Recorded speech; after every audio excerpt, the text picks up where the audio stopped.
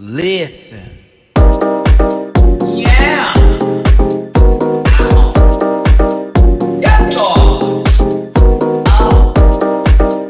Get that out of there.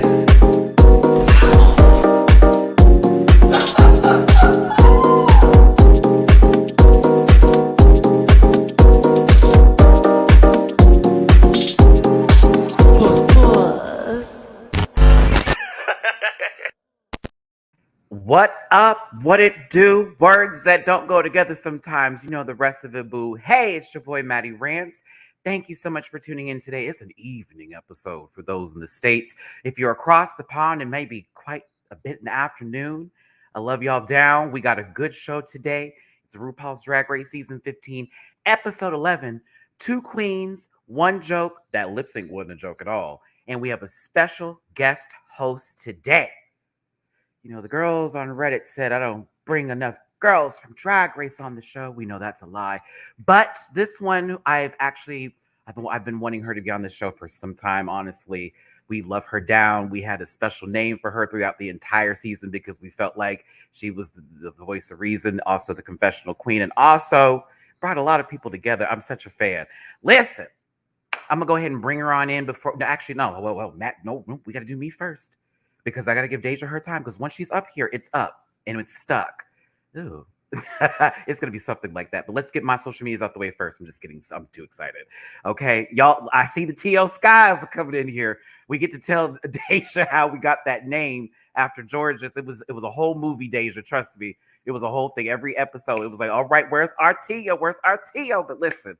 It's at MattyRants everywhere except for Twitter, which is at the MattyRants. You can find that all in the description down below. If you grab a branch, you eat some fruit, it's Mativia. You know the rest, gas. Poot. You can find me in all those special places and spaces. I also do reactions on Patreon for as low as $1 a month. I have this episode and, of course, the Untucked episode up now for your consumption, just $1 a month. I promise you $1 a month. We have The Last of Us that's coming up here. Baddies West will be covering Drag Race España. Yellow Jackets will be starting soon, so you have a lot of content to go on my Patreon, and I'm also bookable on Cameo for special requests, not the nasty, but special requests. Now, also, if you want to throw me a little tips, little something in my jar. That's all down there in the ticker below. It's paypal.me/MattyRants, Cash App $MattyRants, Venmo Matty-Rants. Not needed nor necessary, but if you want to, it's super appreciated. And I thank you. You'll also see DeJa's tip jar down there for her Venmo as well. I'm gonna let her do the introductions for that. So I'm done. I'm finished. It's me. Listen, let's go ahead and bring in our co-host today, a special guest indeed. Season 14, a good shoulder. See, I use that for Dooley, but this is the real one. Them shoulder pads, we will have to talk about that. The only one to make RuPaul laugh in Snatch Game. Ha!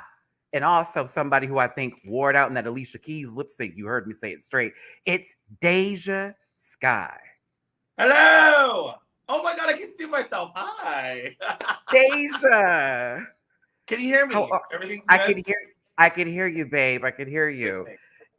It's a little slow, but I can still see you coming in. I see it's processing. It's pulling in here.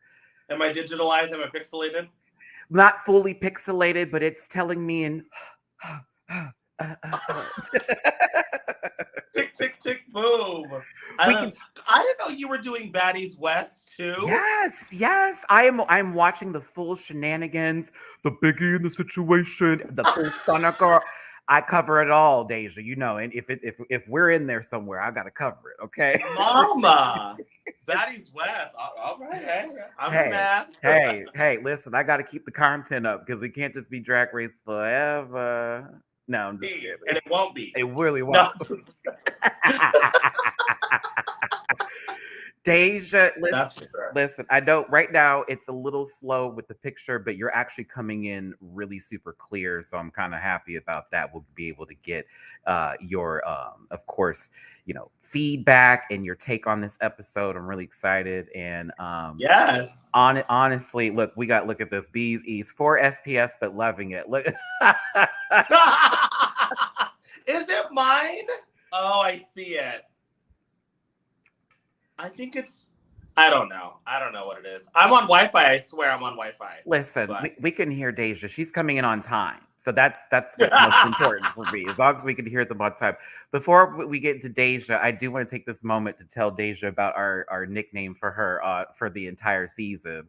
Not sure if you had watched or not, but Yes. we oh, okay, well, oh, okay, well, this might be I guess I should start off with an apology. No.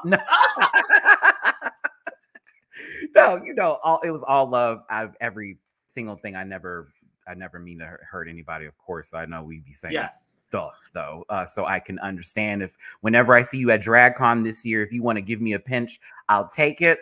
But yeah, you said you were scared to come up to me. Why? Listen, okay, so there's a couple of some of y'all from the show I know we can get a little crazy on. And so when I pass you by, it's my respect level going, I feel bad. I shouldn't have said anything. I feel bad. I don't want to say anything. But that's just my Libra jumping in. It's very much I'm sorry. I didn't mean to do that. But in reality. Honestly, truly, sorry everyone for the bad reception. I don't know what's going on. Here's the thing. And I always say this because I had my opinions before I was on Drag Race too. And I would, why is this and why is that? Why don't they get this? And why don't? It's so much harder than people really think and really know until you're on the race. Yes. And so I always say that it's totally fine to voice your opinions, but do it in like a respectful way. You do it in a respectful way. Your guests sometimes not so much. Well, your guests sometimes not so much. And the ones that get me are the ones that are actually queens. And I'm like, hold on. Like, it's like one of those things where, yes, this is what we signed up for technically because you're in the public eye. Yeah. But there's a way to go about things. And there's a way to not be condescending and not kind of tear someone down. And kind of give it a unbiased opinion. And I feel like that's what a lot of guests try to do. But at the end of the day, they're just like, well, I just don't this and I just don't that. And they really don't have any like legitimacy to say a lot of stuff. You know what I mean? And I'm just like, but the main thing is oh, your Wi-Fi picked up. Oh, your Wi-Fi picked up, sister. Oh, you're smooth. Come on. When you're feeling a certain type of way about how you were edited or about how the show is going, and you're just hearing double down on someone that can't even read through an edit and can't use their mind and can't even pick up on normal cues, like stuff that I always say, if I can't see someone move their lips, then I don't trust what people are saying. I'm not going to look at my head to someone and no, I'm not going to believe that. And the fact that some people really do, and all they do is believe the edit. And I'm like, y'all are crazy. Dang it. It's okay. It's okay because the audio is what's at 4K right now. So every time it pops in and pops out, it's still going to be there. This will be iconic. Trust me. Okay. Listen, but DeJa, I appreciate that. Me and DeJa did not have a conversation before this where I was like, can you say something nice about me, by the way? No, we didn't. But I also understand where you're coming from too when it comes to my show. I know everybody has their own opinions, and sometimes the opinions can be like, okay, girl, where'd that come from? As a baby queen myself, who is going to be performing in May in LA. We'll talk. It's going to be my first show, and as someone who is actually taking the time to develop my drag persona, which is piece of cake, because everything's easy with a piece of cake. Boom, we're in there. And my mother's Honey Davenport, of course, running through the legacy of the fam, bitch pudding's my sister, full thing. I have nothing but utmost respect. And so when I give my opinion, I tell people it's the TV show I'm talking about, not them in person, not their personal lives. Everyone has their own story. We get an edit. That's it. Yeah, that's it. They get what they want you to see. They don't get the true tea. DeJa, so I want to ask for your social medias first before I turn this into a light interview review. Okay. Tell everybody where they can find you, what's going on in Vegas. We see you for Drag Race Live too. Okay. Socials, Twitter and Instagram is DeJa Skye. TikTok and my website is the DeJa Skye. And then I mean I'm never on Facebook, so we ain't even going down that road. But yeah, pretty much everything is DeJa Skye. Find me, love me, tip me, you know, all that jazz. And then in Vegas, yeah. So right now I'm part of the cast. I'm the first cast member in like 4 years for the new drag brunch at Senior Frogs. Word. So I have that. They work me out, bitch. Oh my god. And then starting the 23rd, I will be at Drag Race Live for 2 weeks, and then I will be an official swing. So I'll be in and out for the foreseeable future. So, Word. very excited. Is Work the World also a part of this equation too? Because I saw you on the poster, so I was like, yeah. Oh, they got you coming in for that as well. Booked. And, yes. For now, so Work the World starts June 17th. That's the first date in Atlantic City, and I'll be on the first leg. So the first half of North America, I will be on. It's like 30 cities, so I'm like, bitch, down. Like, love it. So I'll be there for a month, if not longer, depending on scheduling and stuff. But yes, I felt a very type of way last year. And I just feel like all my hard work and my perseverance and my positive attitude has really got me to where I want to be, and couldn't be happier. So. I can completely relate. It has been, thank you, my therapist. Thank you. It's been wonderful. It has been a wonderful past couple months for me because I've just said, let's just do it and live in whatever at this point, you know? Yeah. Listen, if you see downstairs, if you want to throw DeJa a little tippy poo, rim her jar, as I like to say, let's not get too vulgar. That's Venmo for her, and it's at DeJa Skye 101. Don't put two E's at the end of it. This ain't Mama D and this ain't Bring It, bitch. It's D. That's the letter D, like DeJa. Dominoes. I live. Deborah. I fucking live. Okay. See, now you're here. I can play. So listen, it's fun. I've been doing this solo for some time. But listen, I want to give some love to Christiana on my PayPal. She sent me a little tippy poo. Hey, Maddie, sending you love. Since my B-day is Wednesday, happy early birthday, baby. I always look forward to your videos during my hectic schedule of physical therapy school. Good luck in school, sister. Keep on pushing. We need you to help them babies get physically back in order. You know, the girls come out looking like, ooh, we need you to get right together. I thank you. We got a super chat up here, DeJa. We're going to start this up, I promise. I'm being silly right now because you're here. No, I'm backed it up. I was like, oh no, she's here. I got to do it for our We Don't Talk About Tea. No. We would go, we don't talk about tea, yo. Every time. I love it. Okay. I passed by your booth 4 times. You didn't even, I just was like, I'm gonna stop. And then you were talking to someone. I was like, oh, that's so sweet. Like you could ask my panel. I was like, oh, that's so sweet. I can't stop right now. And then Jasmine. So nice. That was Jasmine clocked I remember you messaging me. No.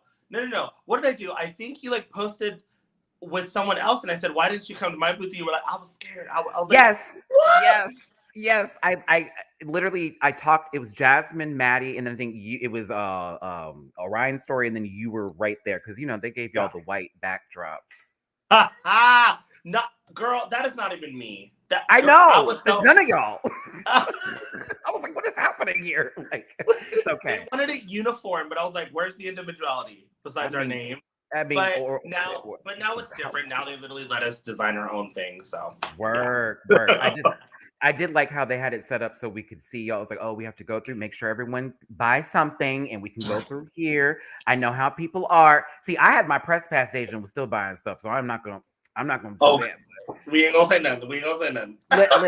Listen. No, but I kept passing by and I was like, I'm gonna stop, but I'm not, because what if she's like, oh, here go Maddie. I've had an occasion like that before, so that's why I'm always a little nervous. Who's that?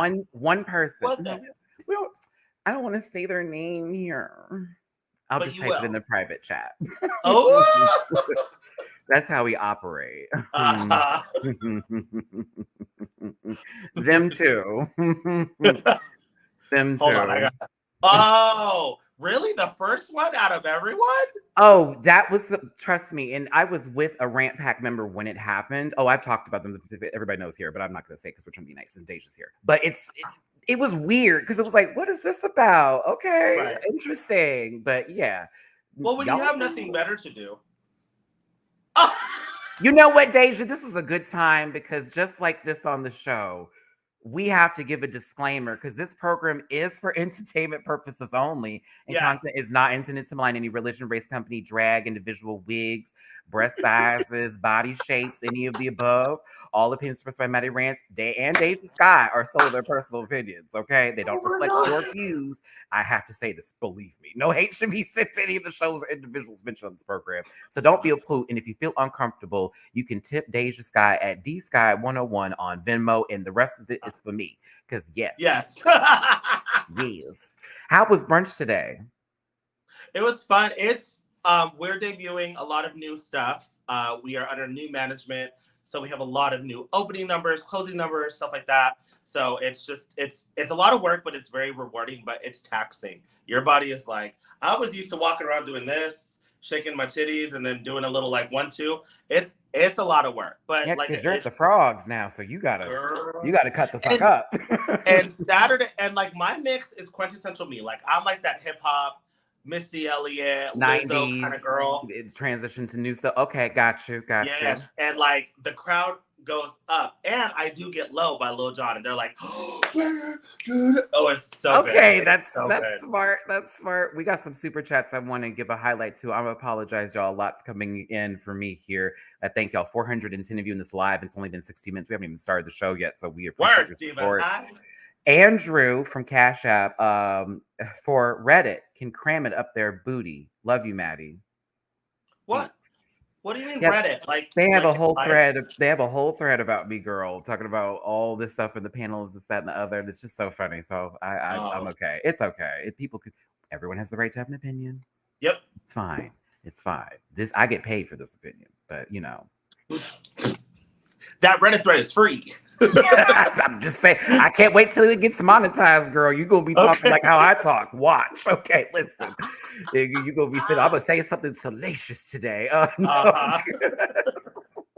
Hold up. But Beck Casey, thank you for the super chat. I appreciate you. Will Justice, you had one earlier. I miss love, and I'm trying to find it. I love that DeJa is on the set of the Check On It music video. Bitch, when I tell you, ooh, boy, you're looking like you, mama. I missed the Beyonce runway. By like what? 1 week or 2 weeks? I know. And, it was 1 week because remember you texted me and you were like, Maddie, I wish this was the week that we could have had this conversation. I know. I know. Because, Will, here it is. We are ready for this amazing rant and review. Let's get thickening. Come on. Yes. I live.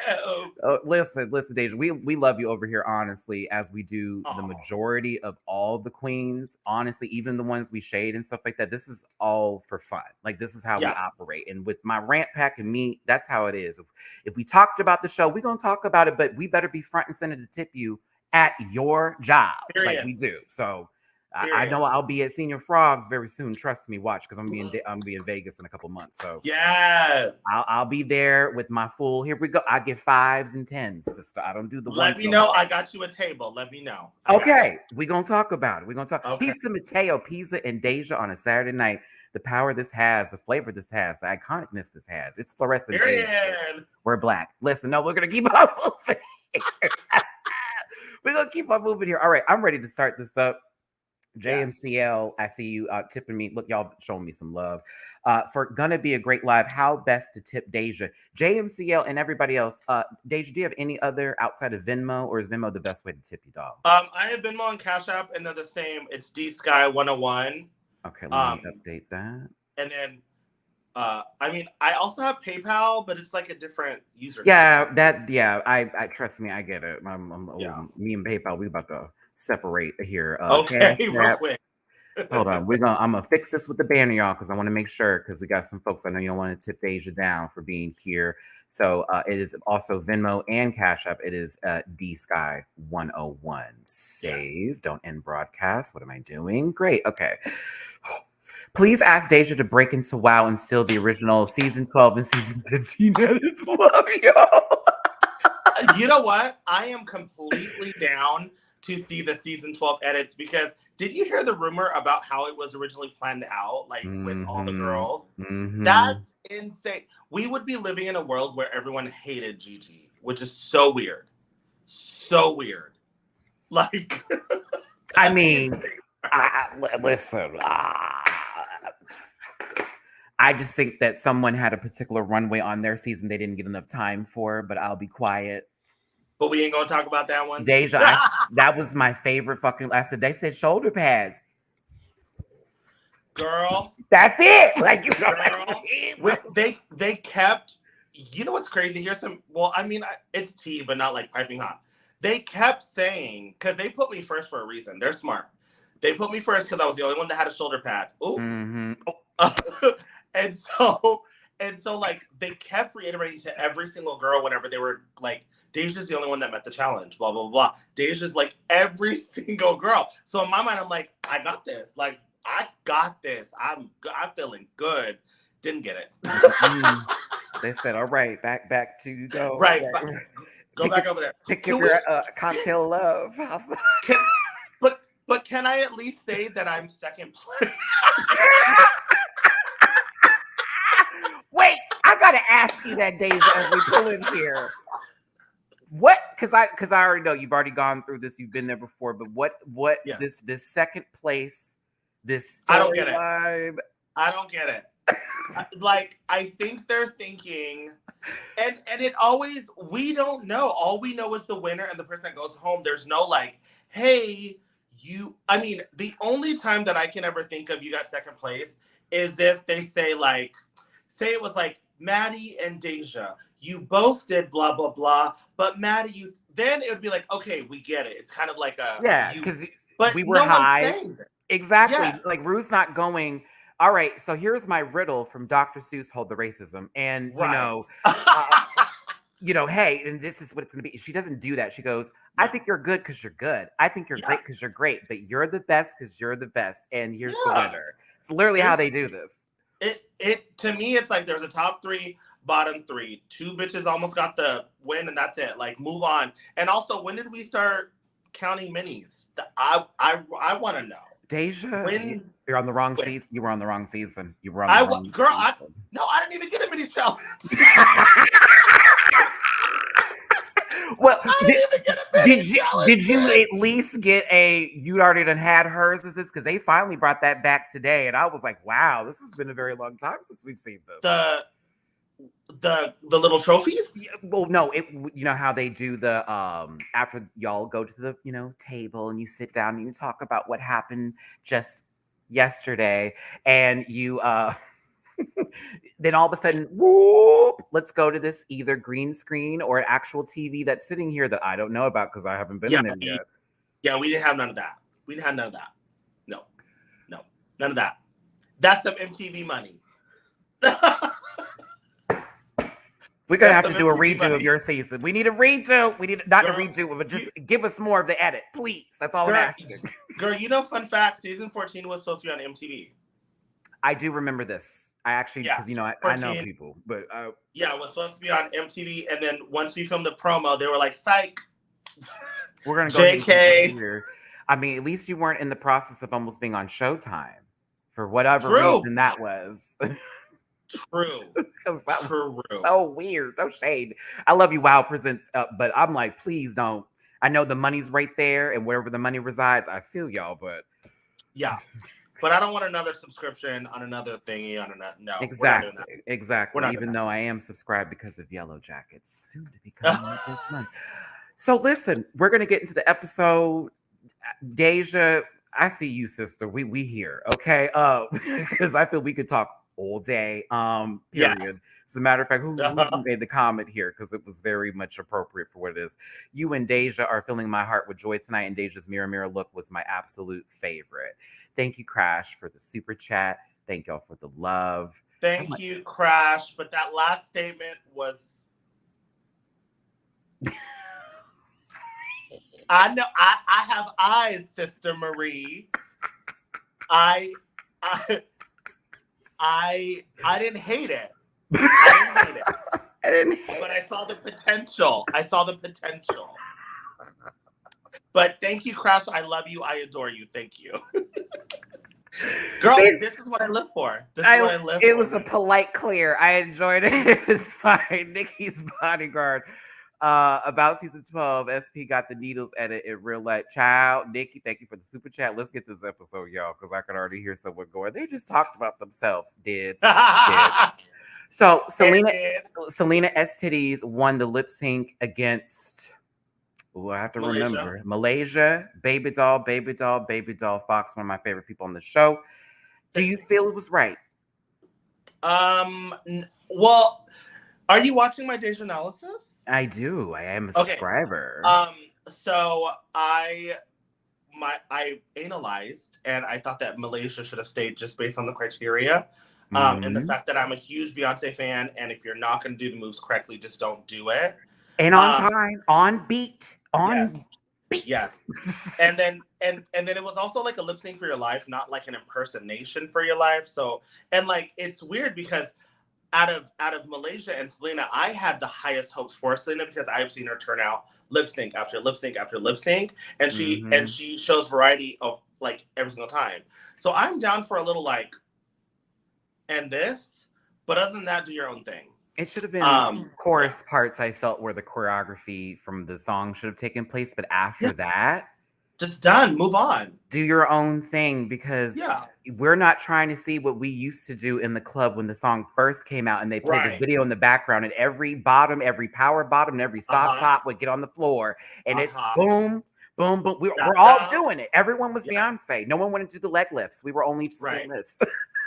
Yeah, I think, I mean, in general, I had high hopes for the lip sync and I was let down like entirely. But if I would have picked one to say, it would have been Malaysia. Exactly. But I gave it to I mean the only reason I really wanted to throw them both away. No shade. Very, very you know, very an Empire storyline with Justice Smollett, you know, I've just put you in the trash. But I don't know. I hated that it was single ladies. That's the one. No shade to single ladies, but that's not. We don't even all platinum Beyonce members. We never put that in the wheelhouse. It was just, that was. It's not a banger. It just got people talking. I would have had Diva if we were just gonna do that. Sickening. Okay, if we wanted to do Sasha Fierce era, yeah, because you've already done radio. You could have done video phone. Video phone. Hello would have been fun. Or honestly, if Ego. they did Halo. Oh, Halo. Give me some Halo. Yeah, but Ego, I think Ego would have set it up for both of them to like play a little bit better. Oh with the face. My God, Matty, that was the one. You should pick the songs, bitch. That was sickening. I always say I should be a producer on this show, but they don't see me. We don't talk about Matty. Oh no! See, I can do DeJa's humor. We can't. See, okay. We're aunties and uncles over here. Yes, ma'am. Woo! Listen. So Selena was happy her STDs were still in the competition, and of course, everyone is going to miss Malaysia, baby doll, baby doll, baby doll, Fox, especially Mistress, as that was her duty. But then we get into some, conversations that I really I'm so tired about it. Woo! So Sasha has now 3 wins. And I love how Lux slides in 3 maxi challenge wins. Lux knows what she's doing. Lux knows what she is doing. Mama, there are 2 trolls in this cast, and that is Mistress and Lux. They know what buttons to push, and they know what people are thinking at home, and they're saying it on camera. And Lux constantly does Drag Race quotes and does them very sly, very shady, very slick, and you're like, oh, wait a minute, oh, bitch. It's so funny. But I agree with you here in reference for that, because it's like, okay, we're gonna pick at her a little bit. But Miss Flores, thank you for the super chat. Matty is a friend of the show for sure. Actually, question for if DeJa will be here for the panel tomorrow. Love you both. No, DeJa's working tomorrow, and the panel's at its normal hours. And if you saw the beginning of this, no. So yes, we're just gonna go ahead. But we're here now. Exactly. I love that when I told my panel about this, I think the one person in particular you may have spoken about was like, tell her I love her, for real, for real. And I'm like, okay, no. Do you? If at DragCon, if they come with me, Let them have. Trust me, they'll take it. We do Okay, that. okay. I Look, got I you. love you. When you had said this, girl, no. Aaron, thank you for the Cash App tip. Happy Matter Day. That lip sync. Oh, honey, DeJa, I got a lot of screenshots for that. We're gonna have a good time, sister. Sickening. Q, I see you as well on my Cash App. Thank you so much for tonight's ransom review. Y'all are being really generous and lovely to me. I hope y'all are tipping our sister DeJa too while she is here. I don't know if your phone been ringing, danging over there, sister, but it should. Well, I put it on Do Not Disturb because I don't want to glitch it anymore. Okay. Now, I appreciate that. So if DeJa's gotten your tips, at the end of this or whatnot, you may get a response or reaction, but I'm sure she's really thankful. Absolutely. Okay. Yeah, because remember, tip the dolls. I always say that on my show. Y'all talk about this show so damn much. Have you been to the club? Do you go to the bar? And I don't mean just on that Friday night. I mean Sunday for brunch day. Right. I mean, when there's not a Drag Race girl there. Wednesdays, when it's that off day and the girls have to work because, they have bills to pay. Maddie's good for showing up those days because guess what? That's a tough day. So be there those days. Anywho. Period. Lucy feels she should have won the episode. That last episode. I mean, I'm not mad because I did enjoy her challenge. But just the challenge. Because I was not angry. I thought that she did good. She did great. Her, Luck, Sasha, they did great. But I think this is one of those instances where they counted both. They counted the runway and they counted the challenge. Also, I don't know if you guys picked up on this. This is the Drag Race trick. If you are so hungry to win, you usually don't win. I'm just saying. If you give the producers left and right, oh my God, I can't. They're gonna continue to, oh my God, you can't, because we're not gonna give it. Okay. Yeah, she should have just been humble and been like, maybe next time, or hey. We can give examples too. We literally can give examples of this for every season. There's at least two. There's tricks, there's tropes, there's they cast for those specific reasons. You can't give them the ammo because they will capitalize on that ammo. Because everyone's saying, she's really nice. And I'm like, I'm sure Lucy is. But what was said in the confessionals, just put some different music over it, give it a different tone and texture. It placed the comment in a time when you weren't even answering the question. Baby, reality TV is not reality. I know I'm going to be a villain. I know I'm going to be a villain. I'm going to tell you that right now, DeJa. My mouth. Oh, they're not. I'm not kind. I'm gonna keep. You know what? Honest. But here's the thing.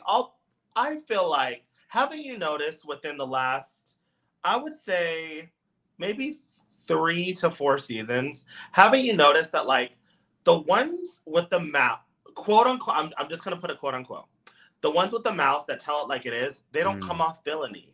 They come off fun or Bianca Del Rio-y. It's the girls with the delusion. It's the girls that have that sometimes can be taken as a microaggression. It's the girls that kind of there. Those are the ones that the audience, the woke culture that we are in, those are the ones that the audience are starting to be like, oh, just because you said it in that tone doesn't mean that what you meant by that is any different. And that's what we're kind of getting with Lucy. It's very that kind of calm down. There's more people in the room than just you. I mean, why? I wish they kept that energy for season 7 because Kennedy Davenport and Jasmine Masters deserve better. Yeah, but we weren't in a woke. We weren't in a woke. We weren't. But even then, I can't say that we don't continue to see racism and continue to see stuff like that, even with the Drag Race fandom. We see it all the time. We see the followers. We see, who's up there and who they're making excuses for.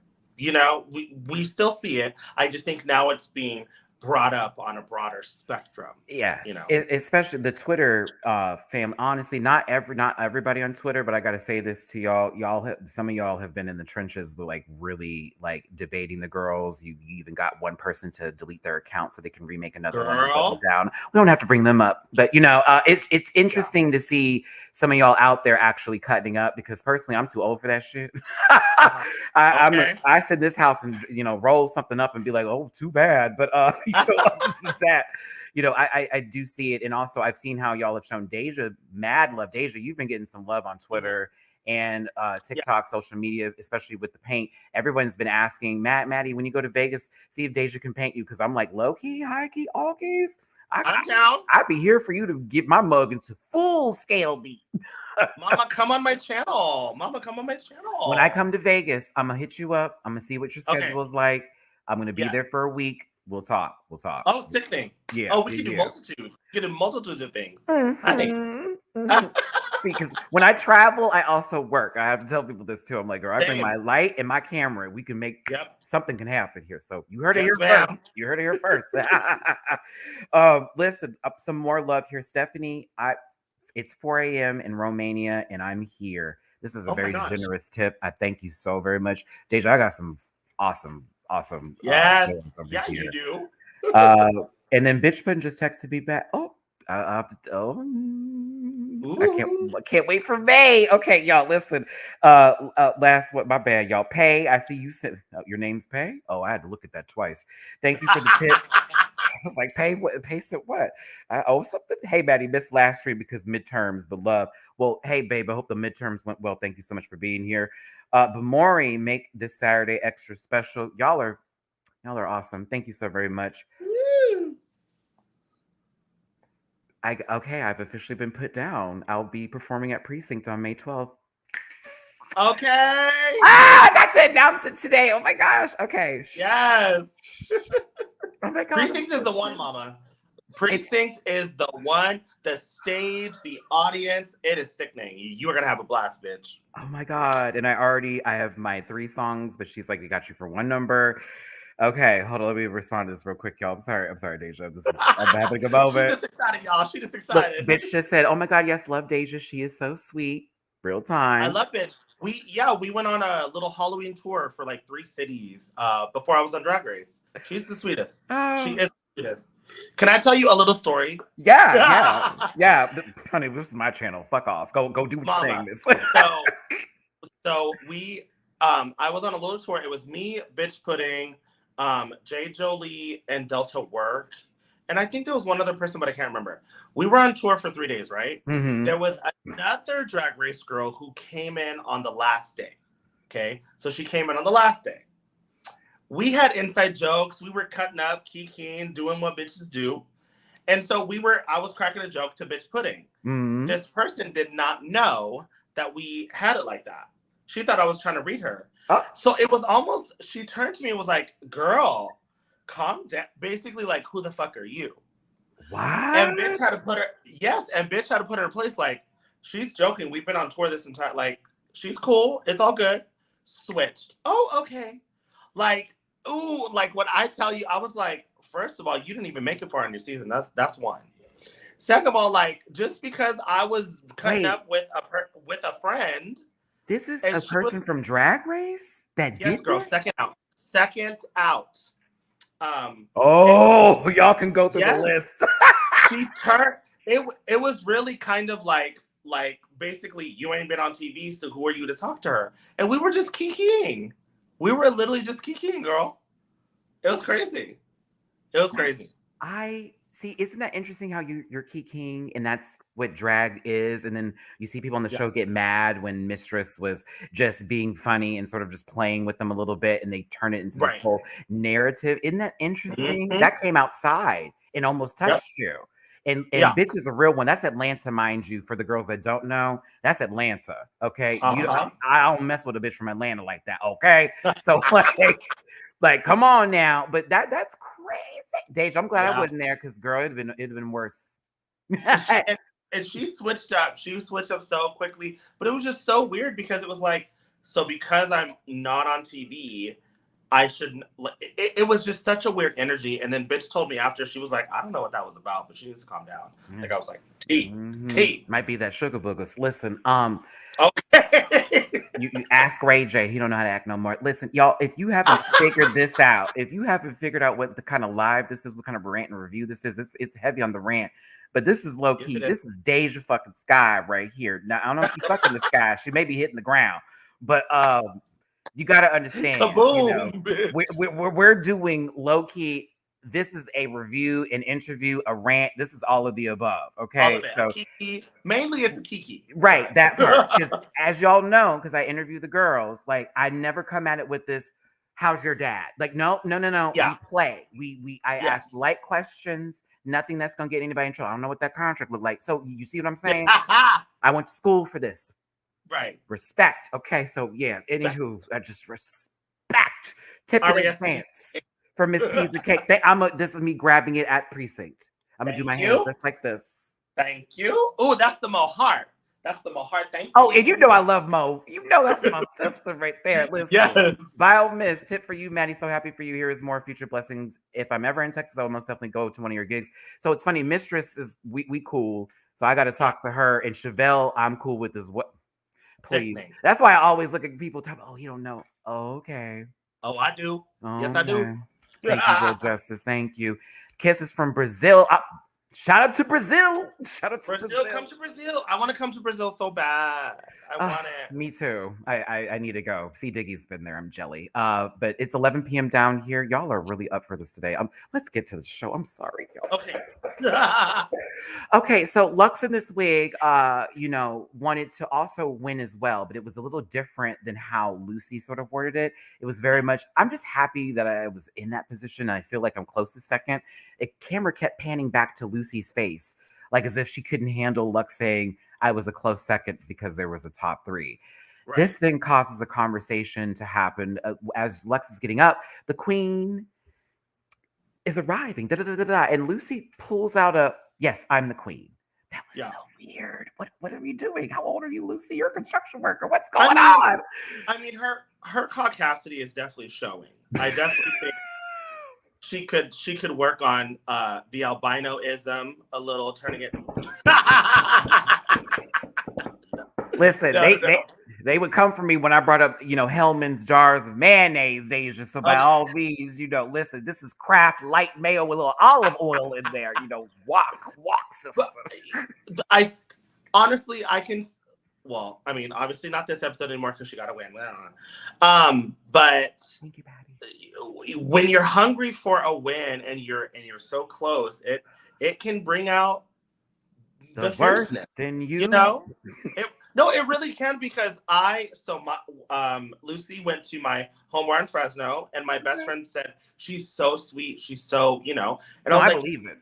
And I believe it too, but I was like, but in a competition setting, which is what most people are going to base your existence on, she's coming off very just like, ew, like. That's not the girl you want to sit next to and have a workstation with, because you probably will have things broken, missing, destroyed, tattered, and you should have been ready, girl. Period. Okay. We saw Drop Dead Gorgeous. We know who you are, Lucy. Kirstie Alley's daughter. Okay. I love how Lux was like, I am the queen. Excuse me. No, that's me. It was just such a, oh God, like, what are we doing today? Please no. Like, no more of this, please, for the love of God. It was a little high school, and I was just like, all right, guys, like, okay, Lucy, you're almost 30. Lux is young. Like, let's just move on. Let it roll. But yeah. Joey J made a guest appearance here this week. We love it. I love Joey. Joey was really sweet when I saw them at DragCon. So that was another person who was like, oh, they're so nice in person. I hate that I said things, but at the same time, I meant what I said. Yes, I watched the show. Okay. You were I love y'all. You were gay as fuck. I'm sorry. You were a whole. But listen. Kelly and Michelle also make a guest appearance in their beige format. Gotta love Mistress for making sure the color was corrected, because the girls were like, why weren't they darker? I'm like, you want to see some dark puppets on Mistress? Okay. No, we would have been calling it a hold of the gig. Girl. But 90 minutes, definitely. Could you feel the 90-minute episode, DeJa? Because it was like, oh, we're getting storylines now. We're fully. I mean, I half of me was down, but half of me was like, this is going on. Like, this is like, because they're a small number. I'm like, we needed this when there was 16. And so we could talk about a couple of Theos. Right. But like now that it's 7, 8, it's just very like there's a lot of fluff.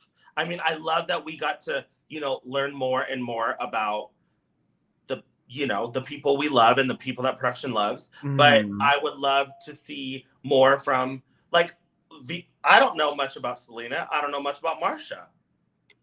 But I would have loved for that to be a moment, or I don't really know anything about Lux either. So I would have loved for those moments as opposed to kind of giving the same moments to the same people all the time. Like I would have just loved more of the 90-minute when there was a bunch of people to take in.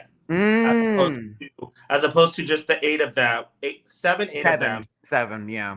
That we already know like most of. Yeah, we've gotten a lot of Sasha's story. We've dived into Anitra's a bit. Today we'll get a little bit more into Mistress's family situation.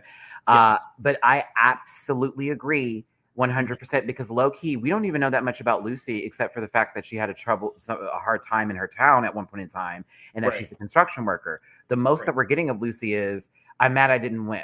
Marcia, I don't have enough makeup, but I'm hopeful for the best. And Selena, look, STDs is trying, okay, but like I don't know how this is gonna work out for me. You know what I mean? And that's all we're getting. I get that. It's infuriating because specifically Selena, I see a lot of parallels to my story. Oh, where there was no story. You were commentating. I know, but like the one thing that I feel like I just wish like I had so much story. Me and Camden talked all the time in the mirror. I talked all the time in the confessional, but they just didn't show that. And like, it's infuriating when they just want to show a one-dimensional person. Like Lucy is just this. Marcia is just this. Selena is just this. But then other people have different variations. It's just very like, it's very annoying because I was like, I want to know more about you. And yes, I'm sure whenever I see them in person and talk to them, but like on a TV where you want the world to know your story because everyone has one, we're not getting that. And it sucks, I'm thank you for that perspective on it because it's a way that a lot of us don't think about it when we're like, well, she wasn't there that long, she wasn't there this long. And we have to remind ourselves this is filmed for DeJa, I don't want to ask, but like I know it's more than 12 hours. But I know it's more than 12-hour days. I know. Oh, yes. It's like, 18, sometimes 16-hour days? It just depends. We will do no less than like 12. Yeah. Yeah, that's what my sister Jiggly had told me. But it was, to know that for filming for 12 hours straight, and you get to see the episode back, and you're like, damn, they didn't put any of that in. Any of it. That didn't go there. Wait, who had this whole car? The girl that was a fight. She got her ass beat. No. Yes. Like I remember to me the episode that and it was an early on episode. I remember the episode that got me so like, are you serious? Not one thing was the first design challenge when I went around helping everyone before I even touched my fabric. I helped everyone. And the only thing they showed, which is still a sweet moment, was Cornbread and Willow. It was a sweet moment. But meanwhile, I'm in the corner sewing Cornbread's outfit. And then when the moment's done, I'm over there sewing Willow's skirt. So it's just like the moments that I hold most dear to me when people know that I'm nice, I'm sweet, I'm not there, I'm not catty, I'm not any of that kind of stuff. Yeah. Those are the moments that I want the world to see, and they chose not to show that. Wow. And I'm like, just show the moments that are really integral to me, like the roast when I said, like, I'm gonna laugh for everyone. Finally, they kept that in there. But there's so many moments. There's even a moment, I think I talked about it kind of. Yeah. But there was a moment where Lonnie Love was our guest judge. And she broke down in tears critiquing me, broke down in tears, just said, like, I think it's so sweet. I just see myself in you so much. Didn't air none of that. Oh, I would have loved that. I would have had my mom. We would have cried. But that's the thing of like, damn, it's like, TV. like I don't I never considered myself forgetful, and I never considered myself like I wasn't a main character. But when I watched the edit, I'm like, damn, where the fuck is Theo? Like, where the fuck am I? Like, I know I'm in there. You know? Right. Yeah. Thank you for sharing that with us, honestly. And Yeah. I would like for those who are watching this to take that into account when we talk about people on this show. I certainly am going to. We really only get this much of what's happening, and y'all's relationships outside of the show and all that they don't show that, you know. So props to you, DeJa, because I would have been sitting there like, girl, wait a minute. And I mean, but there's honestly no way to express that without sounding ungrateful or crazy. There's no way to express that to an editor or to someone in production without sounding like ungrateful. I think you did fine here. I don't think that was ungrateful. If anything, it's just maybe the next time I get back on this piece, we can roll a little bit of a better tape. Hey, Silky was a part of that, not so great at it. I know a couple other queens who I've talked to where we've had long conversations. Man, Candy sat me down, girl. Let me tell you what. I was like, oh, and I was like, oh, now everything makes sense. I'm like, my bad. She's like, see, it's what you see is not what you get, and that sometimes plays out. So thank you for that, DeJa. Listen, now we're still stuck on Lucy and Lux's, which I found this to be production. I don't know if you had a hand in putting them together with the cans, but I was like, it's just so girl, like, come on now. Are we gonna talk about that? I'm like, they had to have given her the can and be like, this, we have to do it this way. Guarantee you someone was underneath there just holding up a can. Like, here's your can with it. Like every time I see stuff that plans out too perfectly, I'm like, Mama. That part. I love she has Kelly's wig on from the Dilemma video. I was wondering where she got that from. I was like, from the puppet. She took it off the puppet and put it on her head. The puppet's head is as big as Lux's.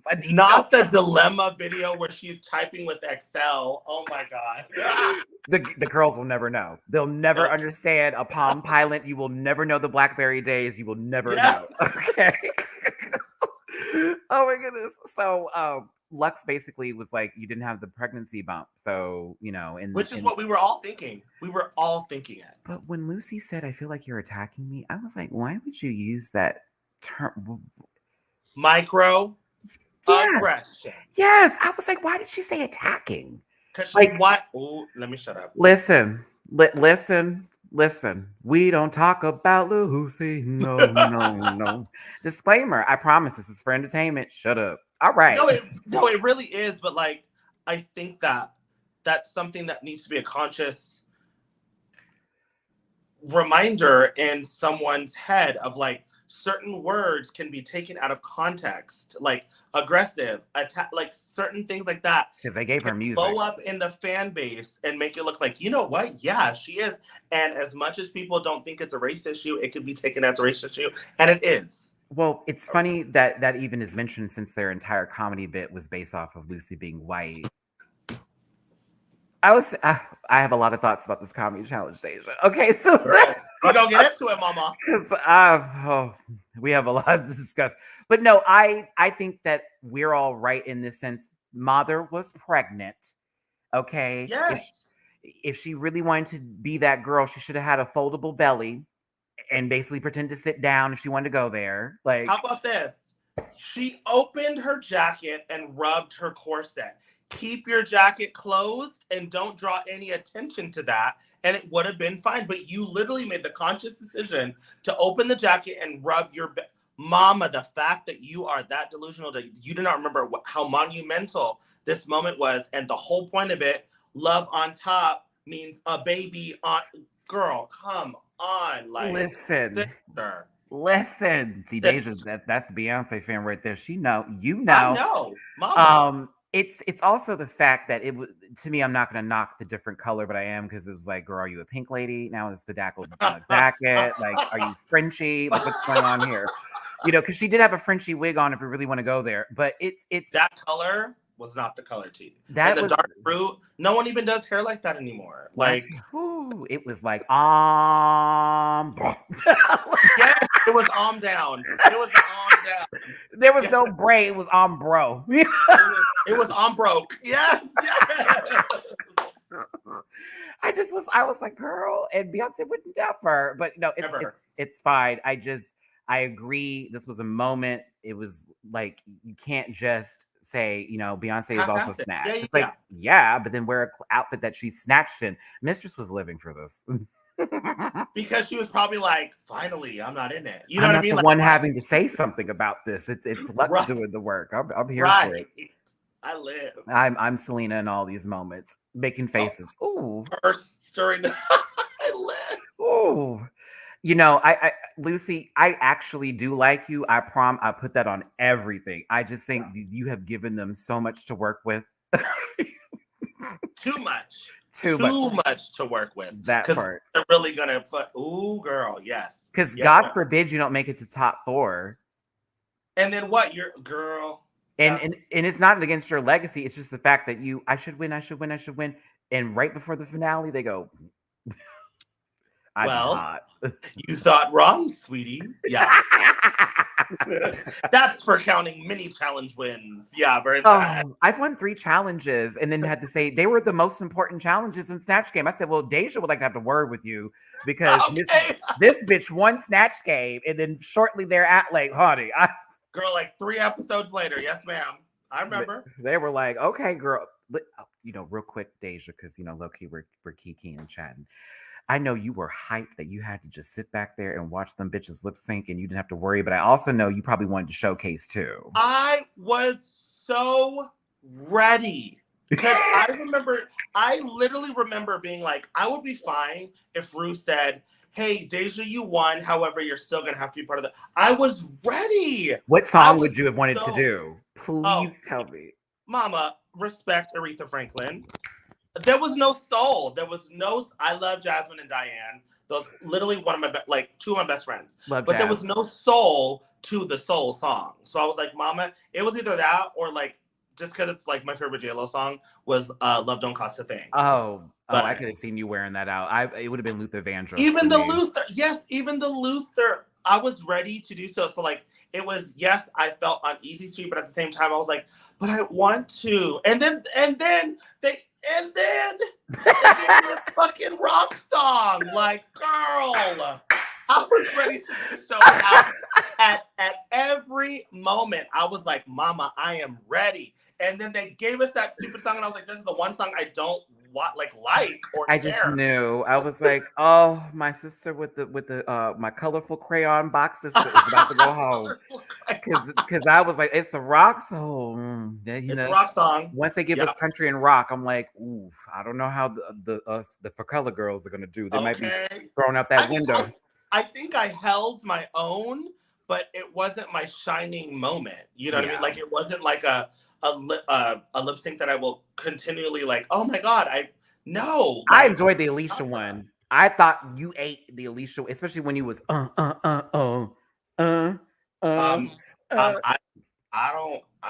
don't toot my own horn, but I'm gonna toot it. I think that I had one of the most, if not the most iconic lip sync from our season. Like, I'm just saying. I like the breakdown. I said, bitch, she got her hair wrapped. We have this full outfit on, and it was I said, ooh, the beat DeJa. And there's a reason I was called the lip sync assassin. There was a reason. RuPaul lived. Lived. And then Alicia, after the lip sync's over, she was just like, I know that was real. You were doing it in front of Alicia. I would die. It's like, it was sickening. So stunning up close. No pores. Bare minerals. No makeup. Relatable content. But I was like, oh, you bitch. Relatable content. No makeup. None. I can't listen, everybody. 587 of you in this piece. We're having a good time. Yes, we are. Here. It's me and DeJa Skye of season 14's RuPaul Drag Race talking about RuPaul's Drag Race. She has officially hit the what is this, Inception? fully because of the challenge. I feel PTSD so much right now. I thought about it too when you were like, I wish we were doing it this week. I was like, ooh, it is going to be the comedy challenge. I will say, I will say though, I would have been fine with this because Yeah. I love making fun of myself. I can go off the like it's hard coming up with jokes about other people. It's Yeah. easy when it's yourself, or it's easy when it's a story. I personally would have loved this format. Let me rather turn than my others. AC on, y'all. It's kind of toasty up in here. Mama, and I'm my like, AC has been on, honey. bitch, I'm like, what is going on today in this good evening? It is warm. I am hot. Okay, listen. Texas, baby. Okay. Let me sit my dainty figure back down. Okay, so we got She-Mail and RuPaul looks stunning. This is the first time we've seen her in this Stunning purple backdrop. The wig is on in the right places. So beautiful. I'm here for it. But RuPaul throws a riddle at us with green eggs and ham proportions, and she then walks into the room. And if you have vertigo, don't stare too deep. Listen. Do you write these down, or do you come up with these on the top of my head? Sickening. Every video you've ever seen me, I don't write one joke. That is all. I love it. All here. But I make them up as I'm like getting the screenshots, and if I laugh to myself, I'm like keeping it. I don't even write it. It's just like, oh, that was funny. I remind myself. The shoes are everything. Yeah, they are. Those pink. Is that like a coral? It's definitely a coral. It's that nice coral pink color with this diner-esque wallpaper suit. We're gonna say Harlequin. We're gonna say okay. We'll keep it in the Harley. No DC. You know, ain't no one getting sued today. But listen, RuPaul stepped into this room to present a mini challenge DeJa knows nothing about, but this mini challenge has caused a stir on social media because, well, and it should. Yeah, because Drag Race in the ballroom community, you want to talk about borrow but don't, give back? Sister, listen, RuPaul, once you said spinning and dipping and then put shablam and death drop in the same sentence.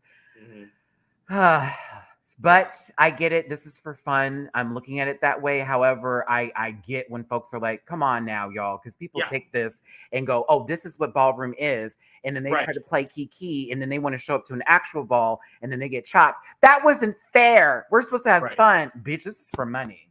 And Marsha did it during the lip sync. She was like, oh, I learned something. You saw that little duck? I did. That little dude. That was a goose. That was a goose? Bitch. That was a gander? A mallard.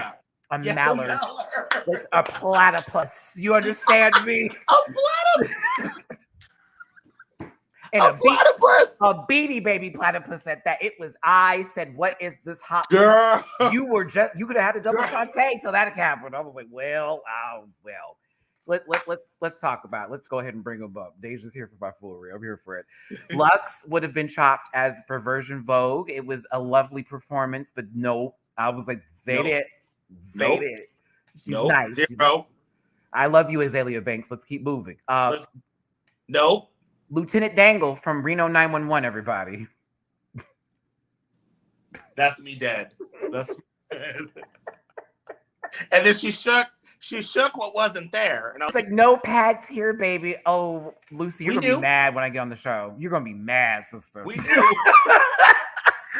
We know there was no pads ever involved. No pad, because she's shaped like Wendy Williams. I call her the white Wendy Williams because she literally looks like a capital P with her big ass titties and no hip. But no shade. I love her, but Wendy knows. That's why she always slips when she sits down. Yep. Nothing to carry. Okay, but listen, it was interesting to watch her direct school traffic. The whistle. I was like, she's on drugs. God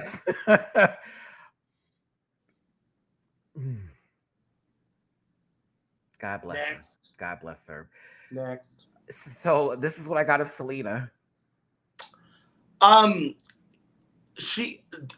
love my sis, but she has a problem with doing things to the floor properly. Listen, I felt bad because I was like, oh, she started up real. Whoa, she fell. Yeah, right. Don't you? I swear to God, the audience went, oh, yeah, because it was like, oh, we want her to do. Listen, Selena Alti, we are rooting for you in every aspect of it. Fully. It's just hard some days. But listen, hey, if I don't know what campaign this would be for, but I hope the bottle of perfume sells. Go off. Looks like Tyra Banks got this shot. Okay.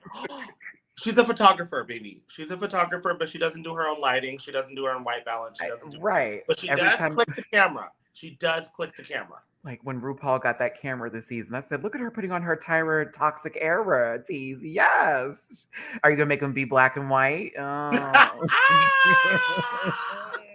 She already does. All right, let's push this forward. Let's move on here. You know what? That's actually a good layout.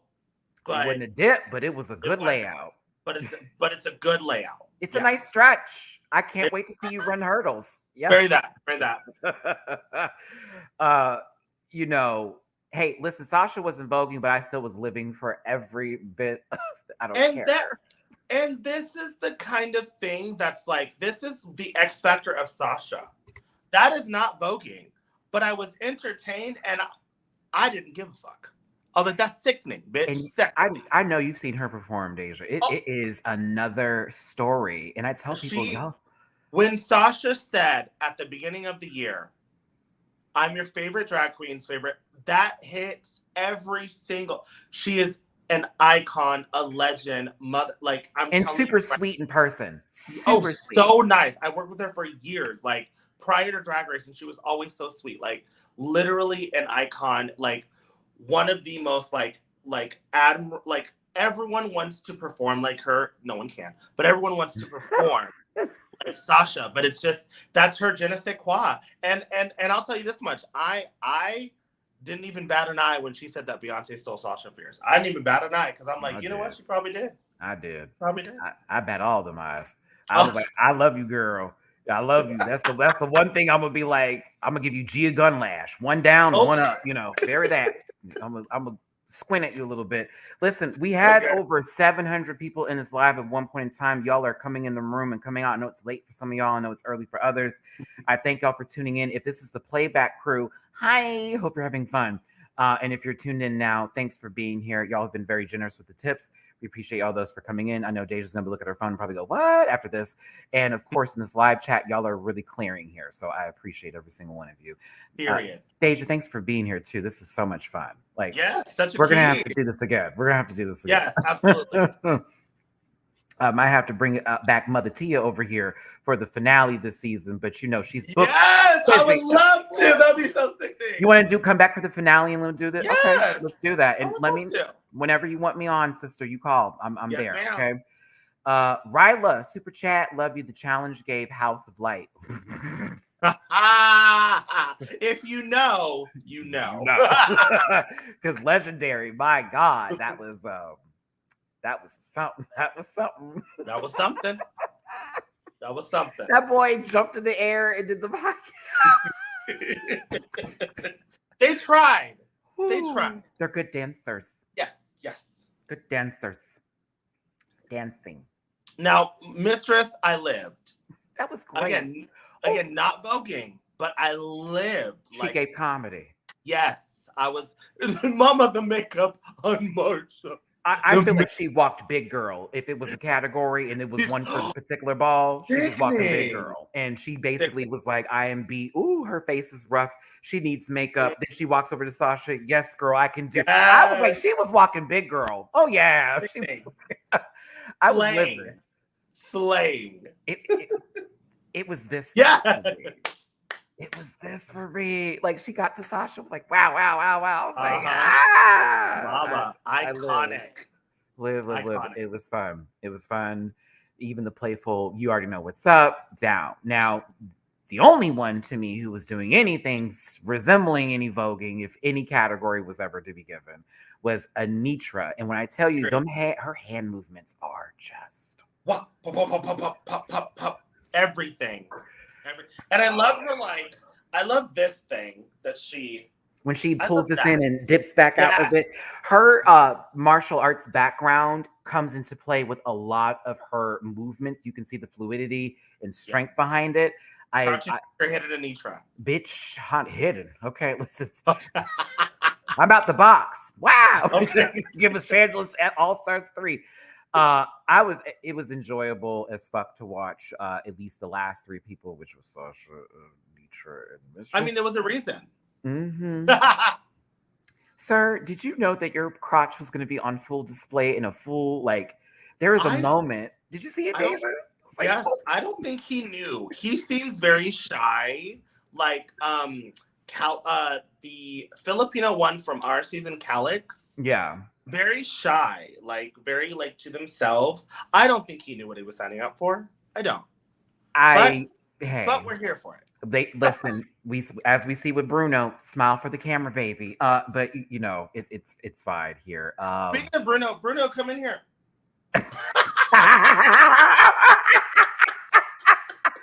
And I would have done just like he did for the lip sync challenge. Okay.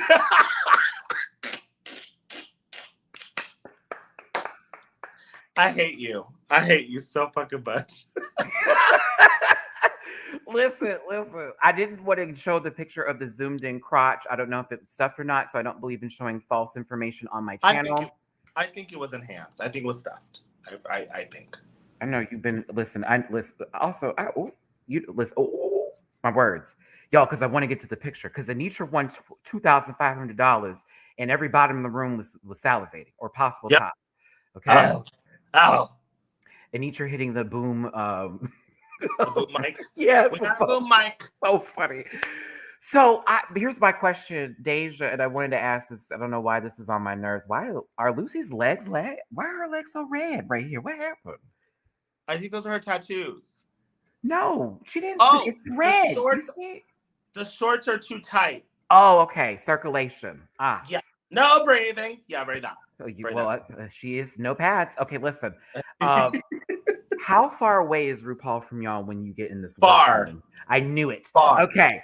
I'm watching every time. I'm like, this motherfucker is in another building. Yes. He has marks that have lighting for Ru. And he doesn't leave those marks. Like, there was I think my last episode, there's a mark for him and there's a mark for a guest. Well, he was supposed to like walk and then the guest, so he was supposed to walk, right? And then say another line. He refused to say his line until he got to the lighting. So he like, come with me, walk to the lighting. This way. Like lighting. That's what. Yes, oh shit. Yes. Okay. Oh my God. Lighting is the most important thing to RuPaul. Now, people, yes, he is blurred in post-production. But if you see how stunning the lighting with the judging is, flawless. It's wonderful. Like, it looks stunning. He doesn't, in my opinion, he doesn't need the extra softening. I think that's just his you know, no, I need to. No, he looks amazing in person, like gorgeous. And it's the lighting. It's made for him. Like, it's not made for anyone else. But everyone on that judging panel looks stunning. Like, Ru's stoic in person. Like, when I walked past her at DragCon one time, I was just like, oh my goodness. Shocked she saw me on the stage dance one time. I was like, oh my God. Everyone was like, that she's on the live. She pointed at you. I was like, me. She's very sweet. I went to not an Emmy party. It was Emmy Awards. It was like an Emmy party. I was in drag. Me and June were in drag. And he came right up to me like, hi, how are you? Oh, you look gorgeous. Like, it was very just like, hey, I mean, we're not going to talk for hours. Yeah, it was very like, hey, how are you? You look sweet. Oh my God, yes, let's get a picture. Boom. And then boom, like, it was done. Like, I don't need you to be my best friend. And then in DragCon UK, he came through and he was like, hey, how are you? Know, he does what he has to do. He does his job. Yeah. They've done this for years. I mean, you're talking to I watched Ru since Crooklyn, okay? Right. Like back in the day. Damn, you old. No. Yes, that'd be me when Oh. they say, yes, sure am. Still here, bitch. Don't let me beat your ass. Don't let me beat you with my old ass, okay? But dare I get on the show and someone say, well, Matty's up there and I'll still wear you out, sister. Period. I was a former gymnast and a backup dancer. I still got the moves. Nothing. Okay, I take my multivitamins. The fuck you mean? But I'm glad that said. But I always see y'all, and I'm like, damn, she is so far away. Yeah, and I love that moment she did with walk this way because it was for lighting. You adding that, oh, it just makes it sound even, that makes it even more like see you next Tuesday. Like, ooh, Yeah. that's everything. Like, and then even with our Daytona win, she was like, lighting is your best friend. No one wants to see this. No one wants to see that. You got to find your camera, find your light, and just bask in that. If someone is talking to you, tilt. because Don't acting look. challenges, Tilt. they do this too much. I'm like, girl, this is Nope. stage. It's face. It's Position. all face. Like, Yes. but, Like, no one's going to look. We saw that Natalie Nunn meme. No one looks good at this angle. Okay? You watch Baddies West now. What do you mean meme? You know what I'm talking about. You know what I'm talking about. I'm like, Zeus Network, you may have a shitty outline for your system, but your HD cameras are picking up all the gravel and rocks on the road. Listen, RuPaul is introducing the main challenge, which is sponsored by Bubbly and is a comedy challenge where they'll be paired in Oh, look at pairs. that man. He being next to him, I was like real close to him one time. I just pictured that Massive. my body just got real close, and I just wanted to just he's just massive and like the best. He's just huge, like really bulky in like the best way. Smells really good. Also is very sweet. We like message here and there. Again, he's also in the other room, but we message. But he's very sweet and like he looks great with his shirt, shirt off. He just is a handsome guy in general, you know. But when you see him with like a shirt, a really tight, it gets me with his really tight shirts. I'm like, yeah, we talk about that, Bruno. Mm-hmm. Okay, that's the only one we do talk about here. Get inside of me, Bruno. No. Back up, Liz. Oh, I'm good for a fight, Deja. What's up? No, listen, they had to pick cans out of a cooler. I love how RuPaul didn't call it that. I was like, girl, that's a cooler. What did you say? She said something like she was like a cart or a box or something, and I was like, girl, that's a cooler. Is cooler copyrighted? I'm like, you from Atlanta, sister? You know what that is? Like, don't you do that? You know what a cooler looked like? But they had to pick their teams based off of the cans. Look how far. Look how far they are. Like, look at that. And it's because the camera crew is on the opposite side. Way over there. And like everything takes time to set up. So like you're in your heels for a long period of time because everything is like switching around and stuff. Yeah. Like it's a lot. I just was like, oh no, baby. No, this is babe. No. Now the teams go Lux and Lucy, Mistress and Marsha, and Anitra and Sasha. And then we have Selena STDs by herself, who then we find out, because of course shenanigans and foolery are afoot, that Selena has the option of stealing a partner. And then that person will have to be solo. I personally think that Selena would have been better by herself. Like, I think that she would have ate that shit up because of, obviously we're going to get into it, because their comedy set was very, you do your part, I'm going to do my part. So you could have literally been solo and bitch potentially won. Because you had you're just going off, feeding off the audience, feeding off the laughter. That's what she does best. I've known her for a long time. She does best with that kind of like improv-y, very like, you feel me? That I think that Marsha, obviously Marsha would have done a little bit better with Mistress, but Selena would have ate by herself. She really would have ate by herself. Based on how we saw the challenge and how Selena's set literally could have just been stopped, done, and we're finished right there. I agree. I absolutely agree. I think she just was nervous. She didn't want to be in a position again where she had the lip sync and maybe they're not going to like it. And so she went the safe route this time and chose Mistress, leaving Marsha by herself. I said, Marsha's going home today, everybody. Did you really say that? Yep. She's going home because look at her face. That was her last hope. Like Mistress even knew. It's like, oh, I know sorry, girl. Yeah, you needed it, bitch.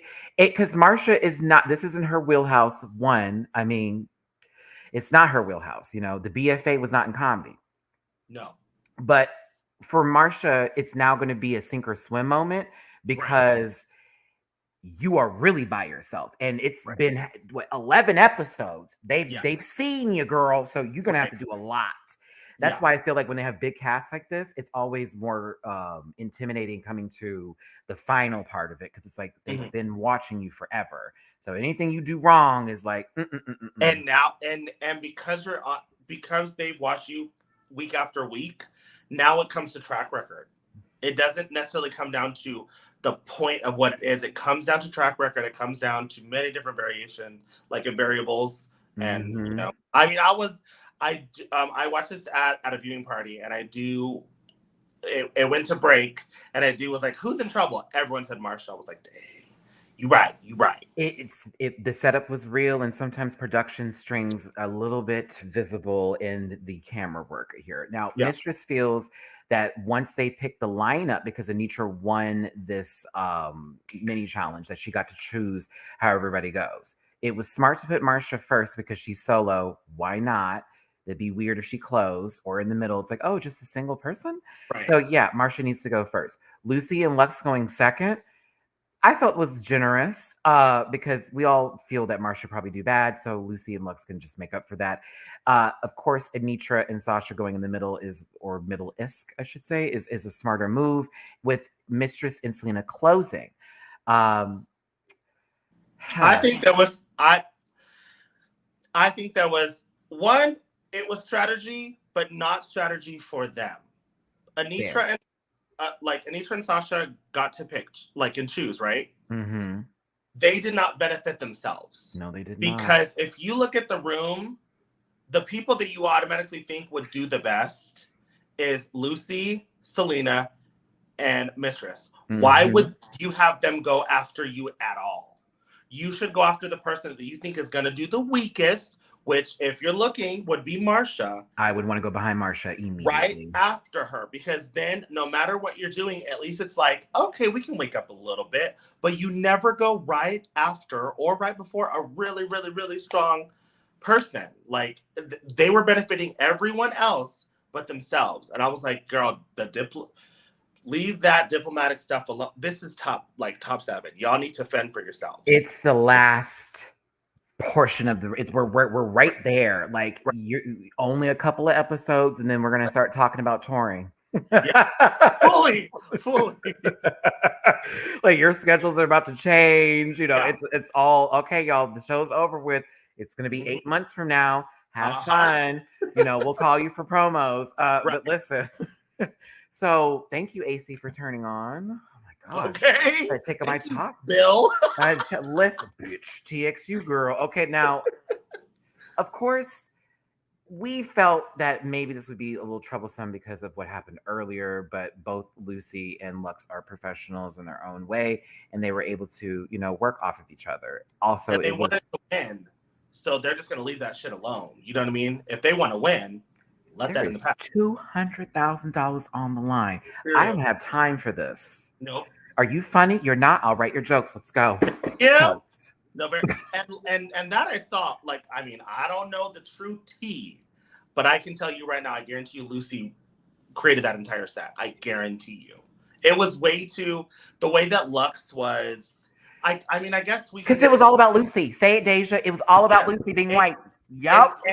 And the way that Lux was saying the jokes sounded very forced and rehearsed. And I was like, it didn't sound like Lux. It sounded like Lucy saying, hey, partner, do this. And Lux was like, okay, hey, partner. Like, it's not how Lux would deliver a joke. And that's why I was like, I know Lucy wrote this. Because Lux is funny. And you could tell we're definitely about to get there. Y'all, I can't wait, DeJa. I was like, maybe I'm going to be the mean one today. And it's like, no, we're going to be on the same page. That's fine. Because I was high keyboard. But Marsha talking to herself is a Drag Race staple. Whenever someone is working by themselves and they're really into their gig. There's the cameraman you can feed off of. I'm like, are they cute? Are they cute? Because this would be me. Oh my goodness. Untucked cameramen are cute. Regular season cameramen are not. Untucked cameramen are daddies, bitch. Fucking daddies. Oh. But regular season cameramen they have a great personality. Let me tell you something about Untucked, okay? I'd be back there always splayed. Just that leg, this leg would be up here, That's honey. what I'm saying. There's this one, I don't know his name, but he is like 6'4". No, literally. And like he has the camera that is not the one that you position. It's the one on your like that you have to hold up. Okay. And he is just beautiful, so sweet too. Beautiful, thick, like dad bod build, and just beard. I gotta get on the show, bitch. Listen. Okay. Not for me to be back there going, what was DeJa talking? Right. No, he was fine, like beautiful. Because Untucked and Regular are two different shows, two different producers, two different everything. That's why what they get nominated separately. Yeah, when you see sometimes the Untucked doesn't really match with the episode sometimes. You're kind of like, wait, when did that happen? And that's because it's two different productions. Untucked tries to make a story out of one episode, whereas Drag Race tries to make a story out of an entire season. So Untucked is about moments, whereas Drag Race is about the entire season. And that's something I didn't know. And I was, so like, when like randomly you'll see an Untucked, episode 4, randomly you'll see an Untucked, where you're like, that person is acting very strange. It's because they're trying to make a moment. And then the next Untucked, you're like, well, now she's acting. It's because do you remember the Untucked? I know you do. You remember the bunny? You remember the bunny Untucked from our season? Yes. Where it seemed like I was like mad and angry and snipping at people. Yeah. When you chop out every single laugh from everyone, and you just have someone looking at me, it makes it look like I'm being aggressive. There's that word again. And in reality, I was just trying to, as every Untucked, I was keeping conversation going, but they tried to make a moment because, oh, I'm gonna get in trouble. They tried to make a moment because at the beginning of the episode. Okay. No, I can't say it. Okay. All right. Thank you, Matty. Sorry, everybody. I had to jump real quick because I was like, DeJa, shut up, because I want you to be back on the show. Yes. I saw where you were going. We will talk off camera, but yeah, sorry. Because but that's something like, I mean, this is just me giving a point of view for everyone that doesn't know. It's two different entities, and so just don't take it as a interlocking story, you know. Okay. But on a real note, that was very insightful because I did know that they were separate crews, but I didn't know the extent of that. And I think that also for those of us who are listening here, we can start to now accumulate different takes on how this is done because of how it's being presented.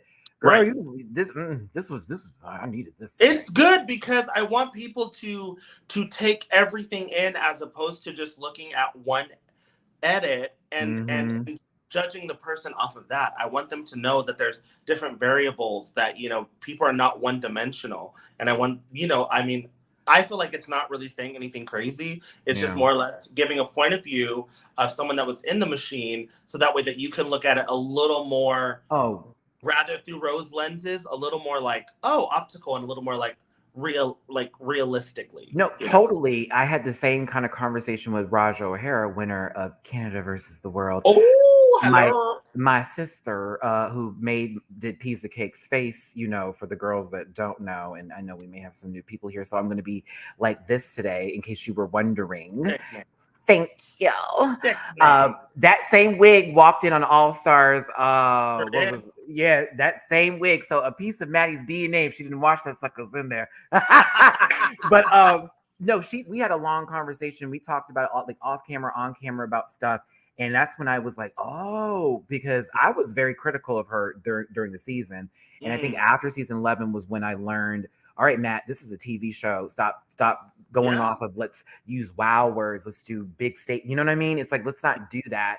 Focus on the funny that you know you have. Focus on the show and just make it that way. So I'm glad y'all receive it, because the majority, if not all of y'all who have seen me, shocker, I know for the girls are like, they don't know who he is. No, they know. Y'all been very like, Matt, you've been very kind. You know, you also read, you play, you do all that. And I'm like, okay, I'm doing my job. This is, you know, but it's very that. We're going to roll through this part here, y'all, because low key, this was, just feed, except for when we get to Anitra and Sasha, because it was very much, oh, here's the other person in the bottom two with her. With Marsha, low key. But Anitra was having this headache. Of course, Sasha's nervous. She just had 3 wins on her. It also could be one of those moments like, damn, 3 wins. We're going to put her in the bottom next week. It's a tough moment. You get nervous. Yeah.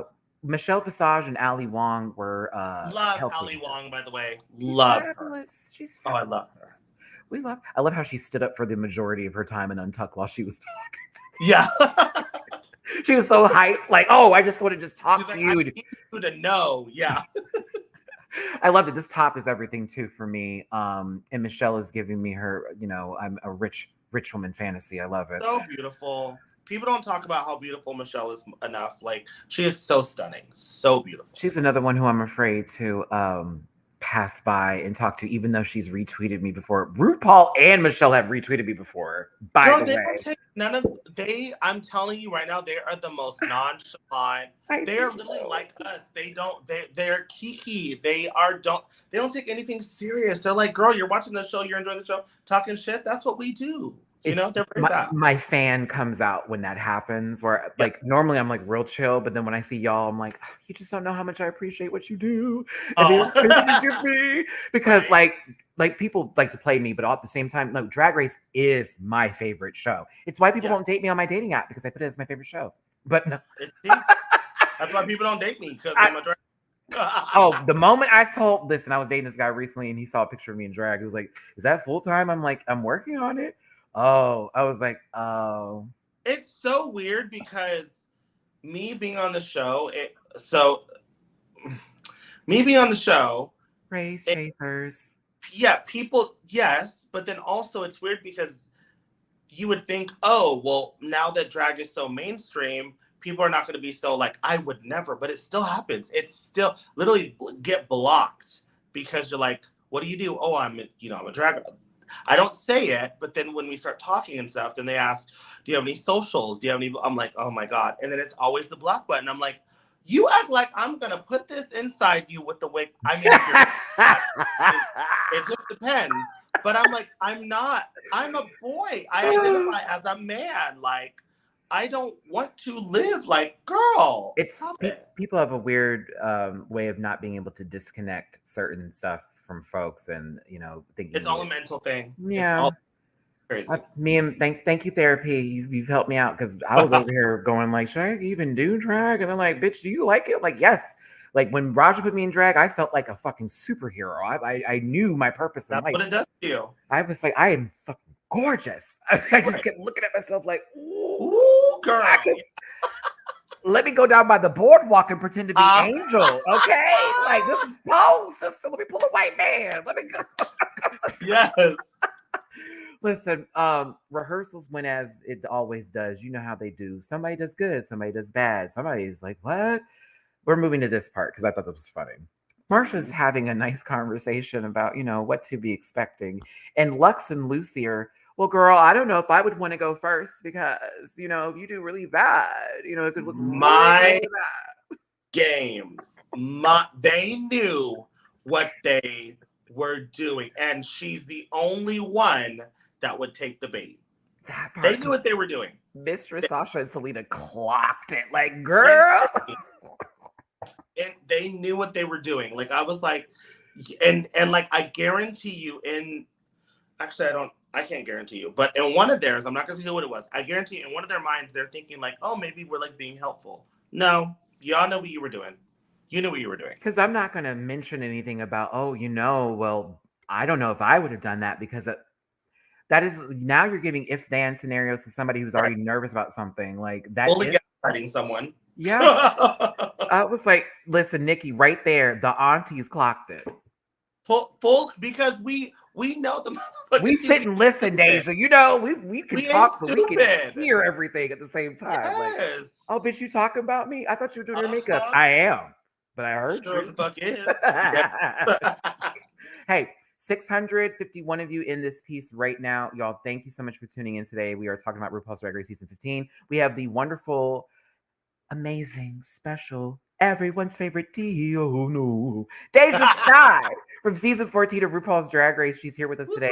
If you want to follow her on all her pages and social medias, her link tree is in the description. That is something you can find for your own consumption. If you want to drop her a tip in her jar, she will be seeing this after the live because she's using her phone right now. And we're respectful. Yes. Your phone on a charger, girl?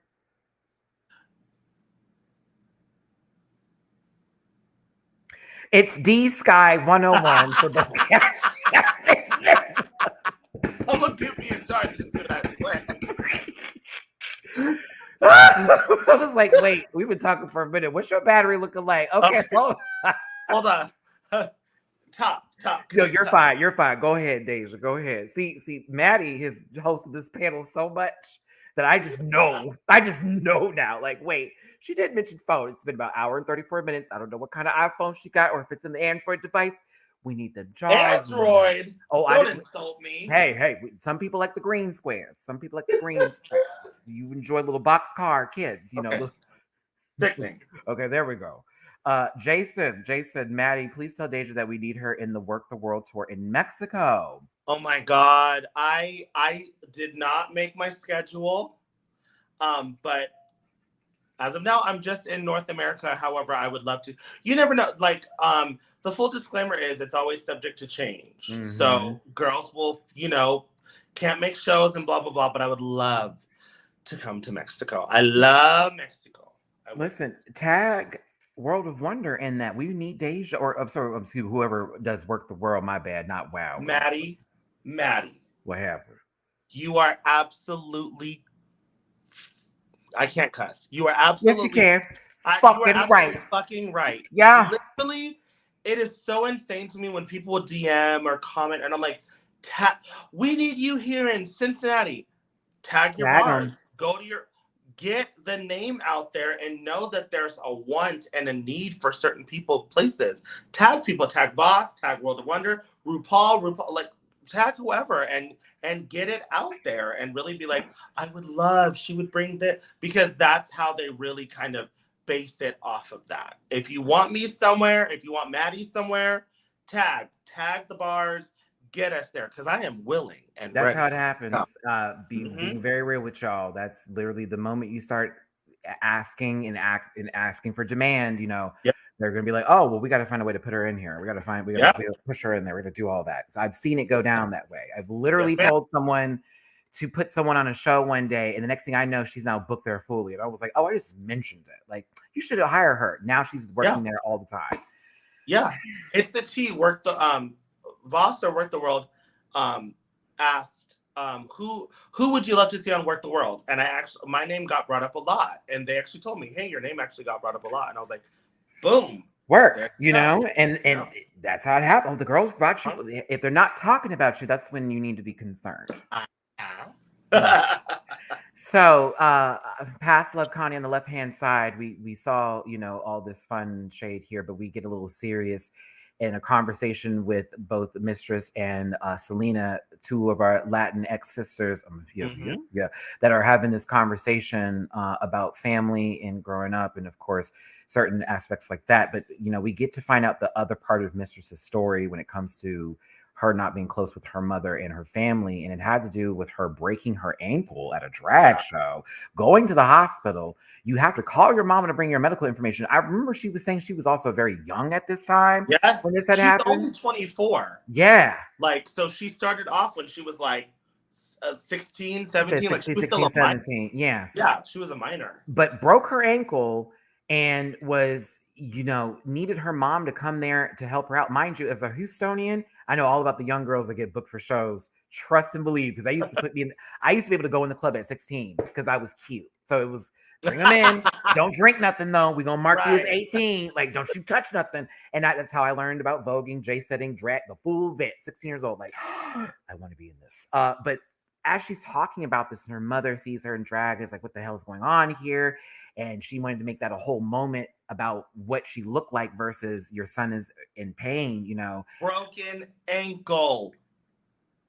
The fact of the matter that you are so selfish, self-absorbed, and stuck in what you want for your child that you couldn't see anything besides the way they look. That is so insane to me. That is so it's crazy. It's fucked up and crazy. And the fact of the matter is, this happens all the time, still to this day. all the time. I literally had to. I'm currently going through something like that now with my family because somebody found my drag photo. And so currently I'm having to deal with questions I don't need to be answering. And is this just a part-time thing? And someone even mentioned, oh, he just does this because it's YouTube. I was like, oh, okay. Y'all don't know. This is real deal. I've been wanting to do this forever, but I was always threatened when I was younger that if I ever did drag, I would be, the worst. That was one of the things that my dad said, don't become a woman and don't you do drag. And it was like, oh, you can do all that other stuff. It's still gonna be weird. But for me, I relate, but I can't relate because I can't imagine my mama doing something like this to me. Like Deborah would never. Right. I lost my mother at 26. She would be supporting me fully throughout this. So the fact is, Mistress, that you have so much strength after that kind of moment to hold yourself high. And you honestly ended up blessed and highly favored because absolutely. Girl, your mother is Chevelle Boom Boom Brooks. Period. Legendary. The one, the only. Staple. And I love DeJa that you know this too, because when I talk about it, and some of my panel members can't relate, but it's like, because I've been in the drag world for a minute. That lady right there, I said, if she ever gets on the show, like how y'all do Sasha, Chevelle's gonna get the same fucking treatment. Absolutely. Well, just like for what is it, Queen of the Universe with Giselle Barbie, girl. Yeah. They were like, y'all, these are icons. I'm so excited. These are icons in this drag world, and like people like drag aficionados or people in the drag world love seeing we're all for the social media, whatever. But when you see legends and you see people that have put in sweat, like before the social media days, before the Twitter days, before y'all had all of this and that and the other, they were out there cutting the fuck Tommy Ross and them. Like, like when I hear a Mistress bring those names up, I'm like, thank you. Call the legends. The respect is there because I know something about Mistress.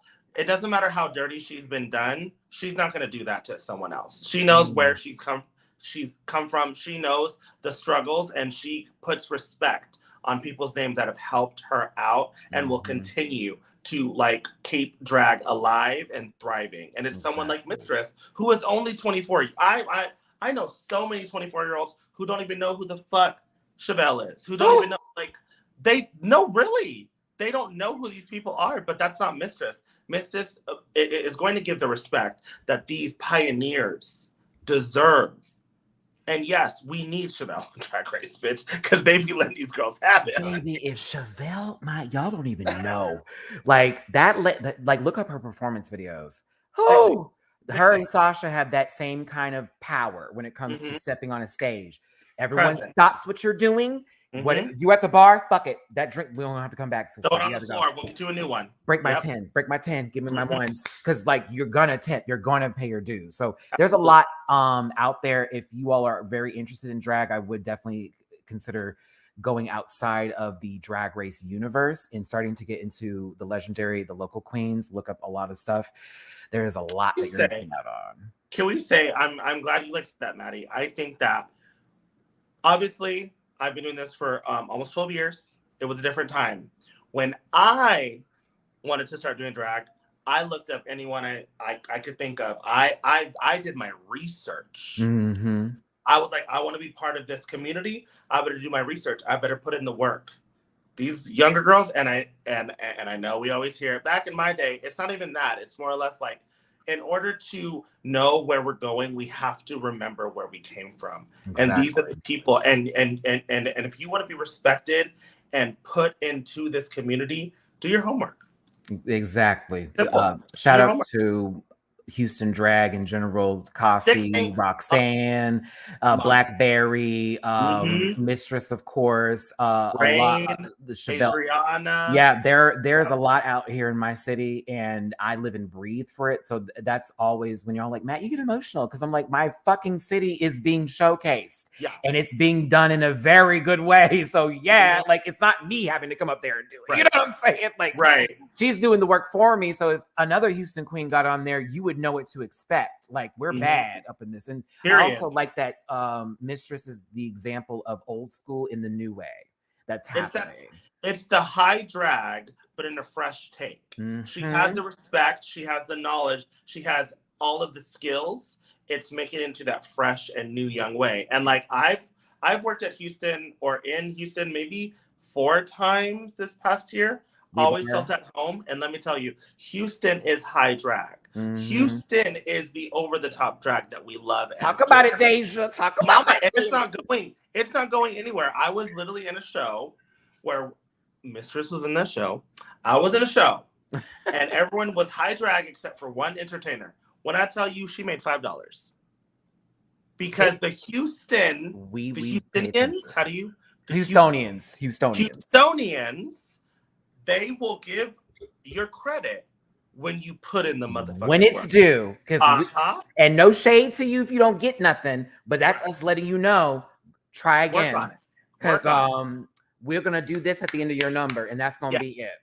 No shade. Right. And I did that in LA, and someone was like, well, why didn't you tip that one girl? I said, well, she was white and she did Fantasia, 1, and she had that wig on and it made me feel uncomfortable, 2. But 3, there was no energy. She didn't do nothing. She got up there and she gave her this and nothing was moving. So I can't give her what she doesn't deserve yet. But when it comes there, when she gives that show, oh, you're going to get all my time. Ask Cornbread. The first time I saw her at Hamburger Mary's, pulled that walk out of her entire dress. It was during the pandemic. It looked a walk. Don't touch me, but pay me. I gave her all my money that day.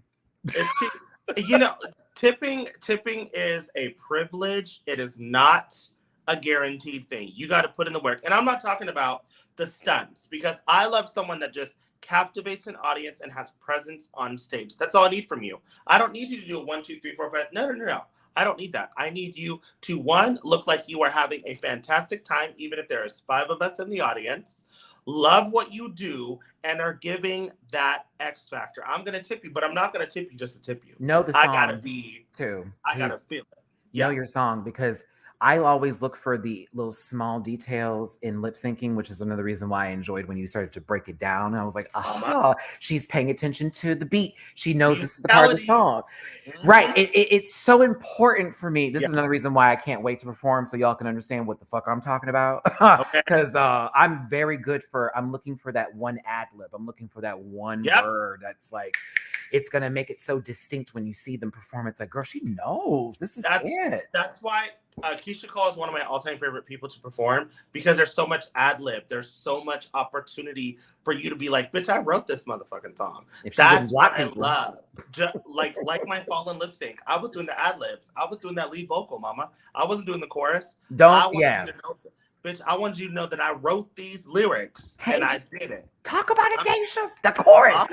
I tell them all the time, y'all stop it. Chorus is not important like you think. Someone's like, oh, she's not lip syncing during the chorus. Because Toni Braxton is singing behind the chorus. Period. That's who you're emulating, the singers, not the backup singers.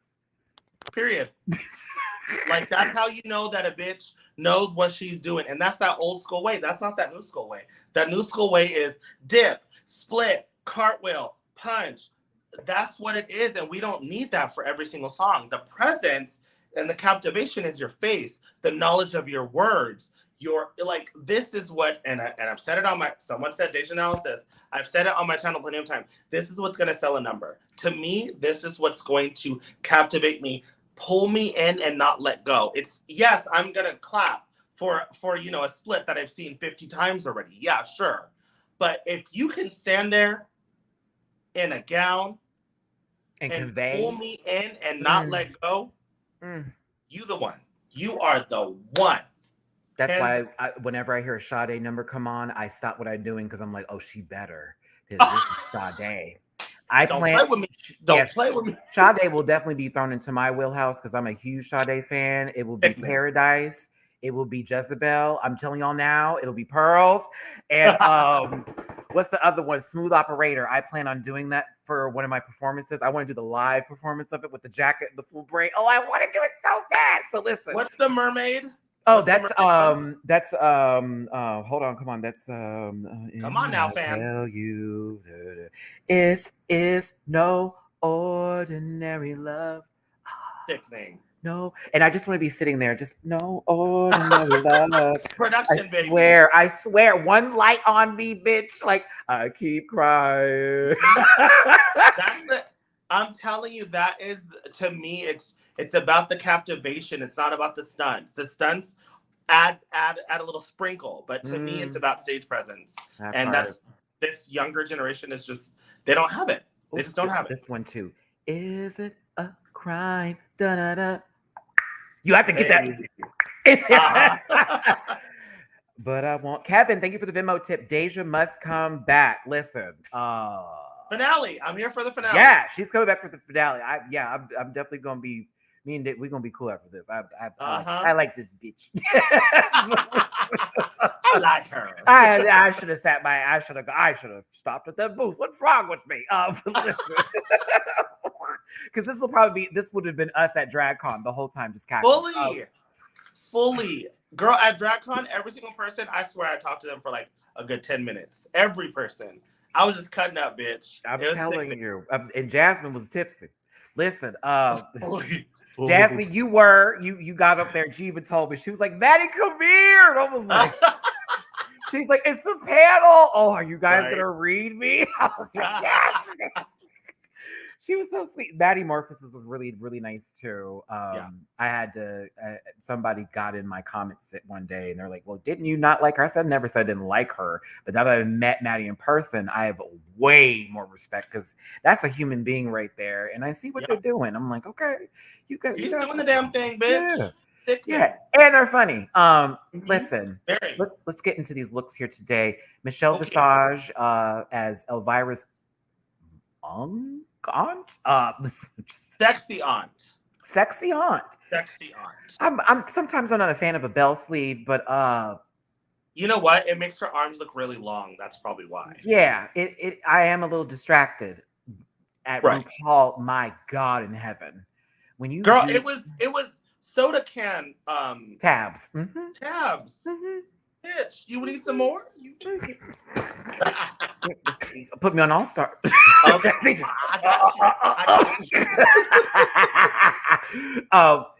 It's funny. Look at this. This is just funny. Just hopped in. Hi, Matty. Hi, Tia. Hi. I love my audience. Listen, this dress is sickening.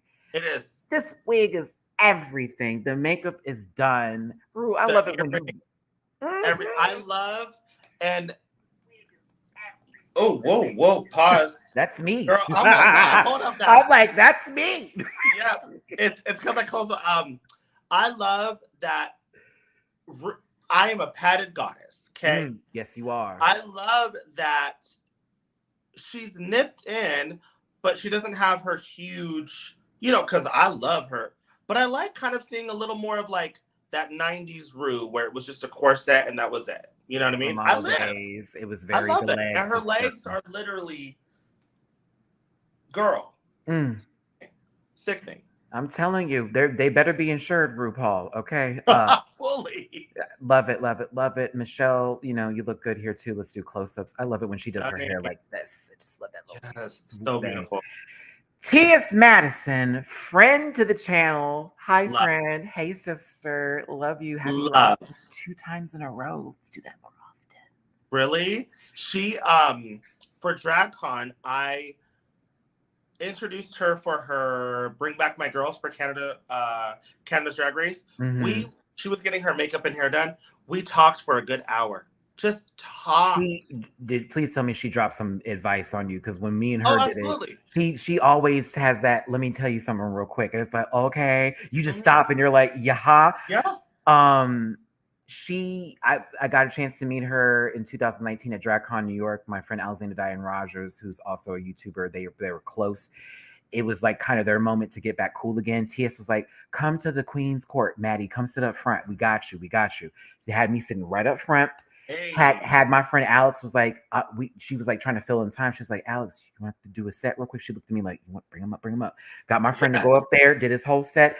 I see her at the winners panel for this past DragCon.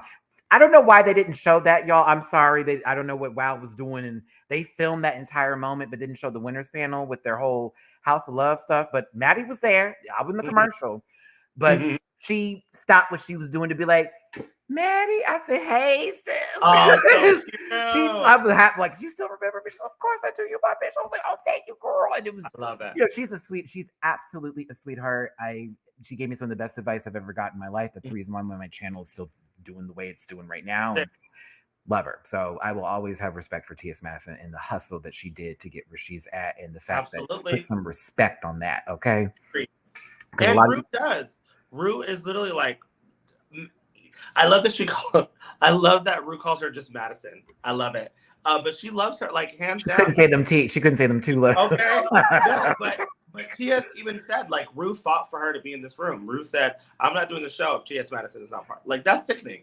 That is iconic and amazing to have the backing of Ru. Like, Ru should also say that Matty was the one that said that you should have her on the show full time, since she fought for her to be here. And we know, no, I'm just playing. I was like, damn, that's a long. Let me get him on the phone, Ru. Get him on the phone. Shoot. I'm gonna talk. I'm a RuPaul-anasia. I said that if I ever see her, I'm calling her RuPaul Echinacea Golden Seal. I'm calling her that just to see what she does. I'm just to see if she laughs or not. Because I want RuPaul to laugh at me hysterically like she does. It is a sight to see. It is amazing. That laugh is so infectious for me because it's so crazy, and it just makes me want to like okay. And it looks like she's gonna like have a stroke. Like, it looks like she's gonna start going. Like, it is when you make Ru laugh, you are golden. You are gonna be set for that season, honey.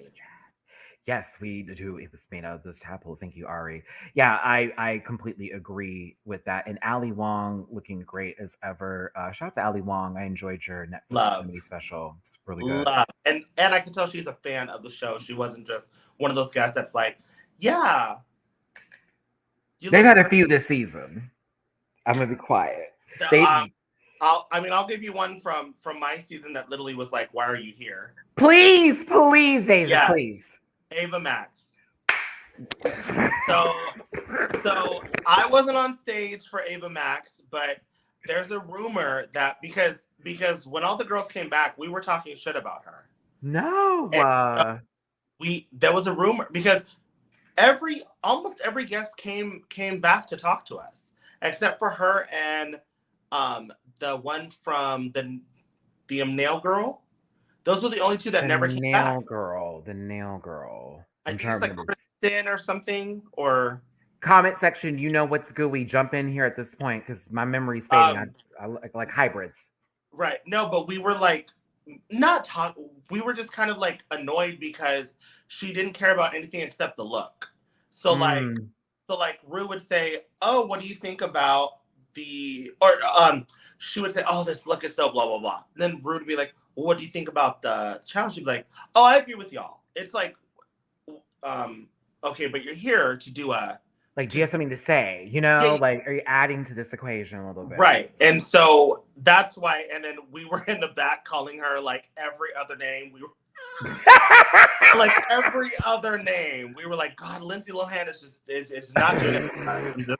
Like, and so we like had a theory that like she was listening to us and didn't want to come in, but that was just it was a conspiracy. But yeah, she was one of the ones where I was just like, you're here for what purpose? Like are you even a fan of like? Do you have a CD coming out soon? Yeah, or something. And they performed her song in front of her, and even then she was just like, like, come on. See, that's the thing that I'm always like, honey, the fact that Natalie Cole, may she rest in peace, was on this show and got to did you see how life and bubbly she was? Like, oh, this is so much, like, that's what we're looking for in guest judges. And I feel so weird sometimes when they bring people on and it's like, okay, she just found out she was gay, now we're on the season. Like, what's going on today? Like, or I'm here to say that I'm an ally.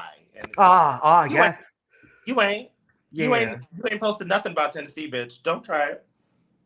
Nothing. I said they got RuPaul out of her crypt. okay, to come up in here and get this random little wavy ass screen. I said, you better yell, RuPaul. You better yell. I don't know who filmed this for you, but you better yell. I shared it. You better get it. I was like, oh my God. Not that they got her to speak. Okay. Twitter's acting up, y'all. Listen. Woo, where were you during a certain season? All right. So listen. It is the Bubbly Comedy Festival. Woo! Let's get into it. DeJa, I hope you're having fun because I'm having a good time. Oh, I am. Girl, this is a cut up. Okay. I'm like, it's 2 hours in, y'all, but low-key, this feels right. I talk for centuries. That's why they couldn't get any confessionals, because I was just talking about anything and everything. They were like, I know, but what was the point of what you just said? And I'm like, I don't know. Chop it and screw it. I just need to find a late pizza shop tonight because I have the idea for pizza. But we might have to do drive-through, sister, because yeah. So listen, you got the new stage, honestly. Whenever they did this here, the stage is huge. Yeah, that's the same stage as ours. Like that's the same lot and everything. The only thing that's different is the judge's background. Oh, I love their background this season. I really do. So sickening. I think they that was the same background from All-Star 7, I want to say. Yeah. So sickening. Yeah, I just no one needs to wear orange. I love orange though. Love our good friend from Ozarks in her alabaster skin with that little orange top looked like she was bleeding into the picture. You know what I'm saying? Very hereditary, some sort of Ari Aster picture. Just she's dying. Like I didn't know what was happening. I was like, is this the end of Ozark? Like what's going on? Hereditary. Listen, you remember Miss Mama was sitting up there just yes, I do. Yes, I do.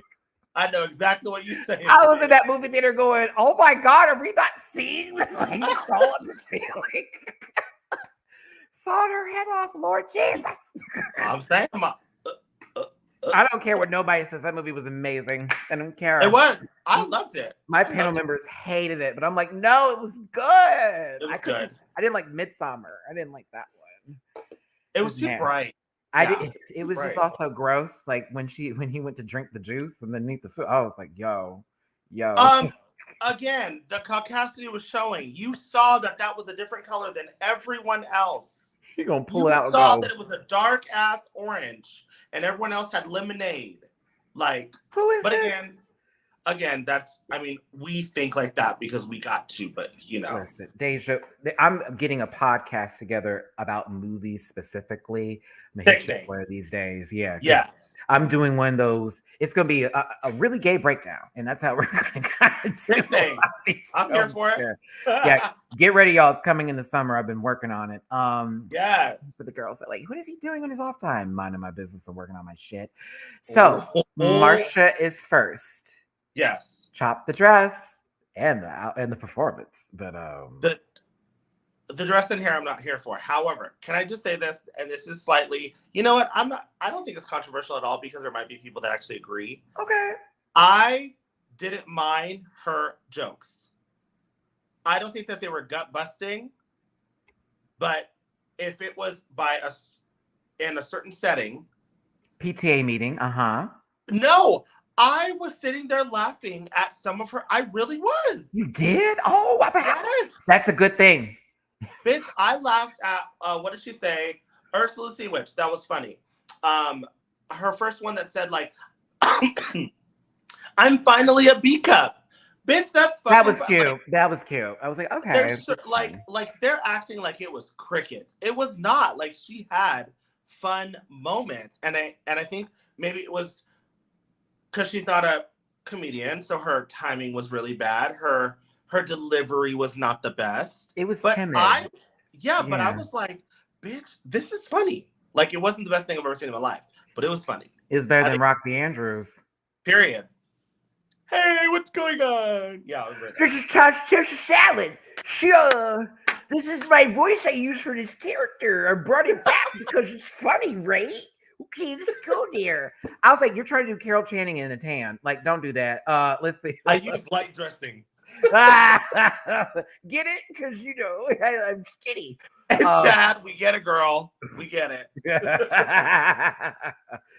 Oh, goodness gracious. Listen, no, I thought Marsha was okay. Yeah, I'm not gonna say it was like gut busting, but like I didn't see like a bomb. I mean, I could say that for the rest of the entirety of this in full comedy show. I thought this was all just really okay. It gave me a little Yeah, Nick middle of the Jr. road. Mm-hmm. You know, it reminded me of that one show where those guys Impractical Jokers. It's not actually funny, but we laugh sometimes because we see them having a good time. Right. That show's not funny. But yes, I was like, oh, this is not going to go well. Now, here comes the race jokes. No. And it's the truth. And it's the truth. I was like, Wendy Williams and her black inner saboteur are sitting on this stage right now. And I want you to figure out who's the black inner saboteur Right. here. You know, I will say the one thing that I hated that they kept doing was they kept, again, looking directly at each other rather than just living in the moment and delivering it. You know, like tilt your head, but you don't have to like, hey, stop. Like, again, we were talking earlier. I do think that Lucy wrote this entire set because Lux's delivery was not how Lux would. Like, I wish that Lucy would at least have written them how Lux would deliver them because then it would feel more organic. I just felt like she was like, hey, why are you so white? Oh, that is. You think funny. timing? Do you think the timing was an issue? Because that's what it was for me. It was, okay. And then, and you're so white. Girl, so this is how I get my teeth whitened, okay? You know that white strip? You put it on your mouth? Okay? All right, you're listening? Here it is. You sleep all night in it. Yeah, girl. Yeah, girl. It just didn't. And like I didn't laugh. I think I laughed maybe at one of Lucy's, but I laughed more at Lux's like it do be white or whatever she said and stuff like that. But again, it wasn't her delivery, it was the joke itself. And I just wish there was more of like a vibey free spirit kind of loosen up. Loosen up. Oh, she needed some Activia. Listen, I would say, Lucy played the straight man for the first time in her life this week. And, you know, I think they were funny because there was actually a storyline. It was, we get it. Lucy is so white, you know, and then there you go. But to me, I was just like, the whole time. And mind you, this is also, I feel like I've been spoiled from Jinx Monsoon. I've been spoiled from other roasts that people have actually like really gone in on. You know what I'm saying? This was, it was like, it was Hallmark Channel. Yes. Okay. Yeah, and like, and from our roast, bitch, Willow cutting up, Camden cutting up, Bosco cutting. So like, and when you say, like as she said, oh, I do comedy all the time, and we expect it to be Lisa Lampanelli, Kathy Griffin level. Like if you're gonna say that you're a comedy queen, deliver the comedy. Don't deliver the jester. Not Thursday night with only 20 people in the bar tease, because I got that from this. And you know what I'm talking about, DeJa. It's like, we're working tonight, ain't no one here, but I'm just gonna have a good time. You know what I'm saying? Yeah, I'm gonna have a white time. Yes, very that. So when I was a backup dancer many moons ago, and we were performing at a bar. There was like 7 people in the bar, and we had to do a full 2-hour show. And I'm sitting here like, wow, Matty, like, okay. And my friend told me, he says, it doesn't matter how many people are out there, Matt. You give a goddamn show every time. It's the truth. And we did, and we ended up leaving with a lot of money because those people who sat there we didn't know were rich, and they paid all of our hotel fees and everything. It was crazy. Yeah. It's the same I'm from Fresno, where we would literally there were times where we would perform to ourselves, but you still had to deliver. And honestly, that was some of the best time that I've had, because the people that are actually there, you know, are there for you. And they give a fuck. When it's fully packed, sometimes 60% of them are just there to get drunk. They don't give a fuck about you. And it's the same thing with brunch. There are times we will have overcapacity, sold out shows, and then we'll have smaller crowds. I'm still performing. I'm still doing the damn thing. I'm not walking around. I'm still doing the damn thing because these people still paid good money. And these people didn't go, oh, let's go to a little show. No, like they were like, we paid the good money. We want to see production. We want to see costume. And like, I think a lot of girls don't think like that. They think of like, oh, okay, well, there's only a little bit. I'm just gonna give him blah blah blah tonight. No, give him the show. You give them your best at all times Yeah. because you never know who is And watching you're still getting you. paid. You're still getting Mhm. paid. It's not like it's getting cut down, you know? Yeah, we all got paid at the end of the night, and we had to go back to our little hotel room. But it was the next day. Love. It was a sold out show. You don't know. Right. Yep. That's why I'm always like, y'all please never go into a bar and go, there's no one here. No, there's always someone in there. Tio's in there. Yeah. T-O-N-T-us. Listen, Uh-huh. some tortillas. Listen, but listen. Well, is it a Tuesday? All right. Listen, Lewis, call it. That's what Matty has been doing for 5. Talk about it. I literally go in, and before I leave any night of me going out, because I don't go out that often. I'm one of them girls at home now. You know, I'm a little older. I stop at the drag bar. It's Barcode in Houston. Roxanne is one of my favorite people in the entire universe. She's a legend. Trans icon, sister, beautiful, sickening, amazing. Wow. And I go in there and I literally go, how much I got in this account? All right, let's pull out this. We're going to break it down. Everyone's getting this amount. That is how I operate. I don't go. LA taught me that too, living out in LA. I was like, oh, no, we're tipping. Because I watch people just sit there and stare. I'm like, what you doing? Right. They're doing a show. But that's the thing with LA is they are actually, it's not LA. RuPaul's Drag Race and fucked up drag, and here's why.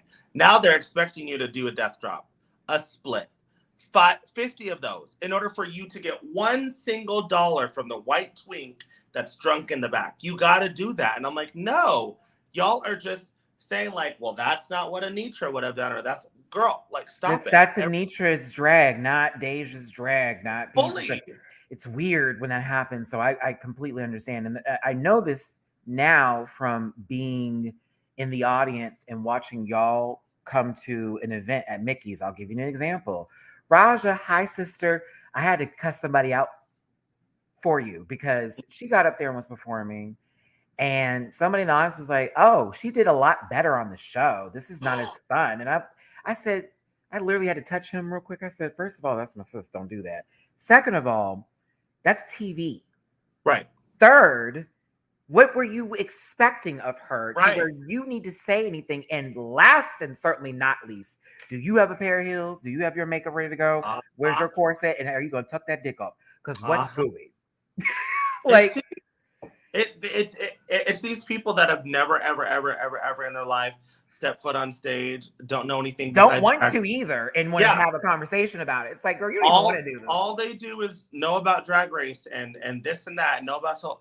It is a different ball game. It is so easy to talk about something that you have no idea what it is. And mind you, it was the beginning of the song, so she was gearing up, which in drag is one of my favorite things. You do not jump.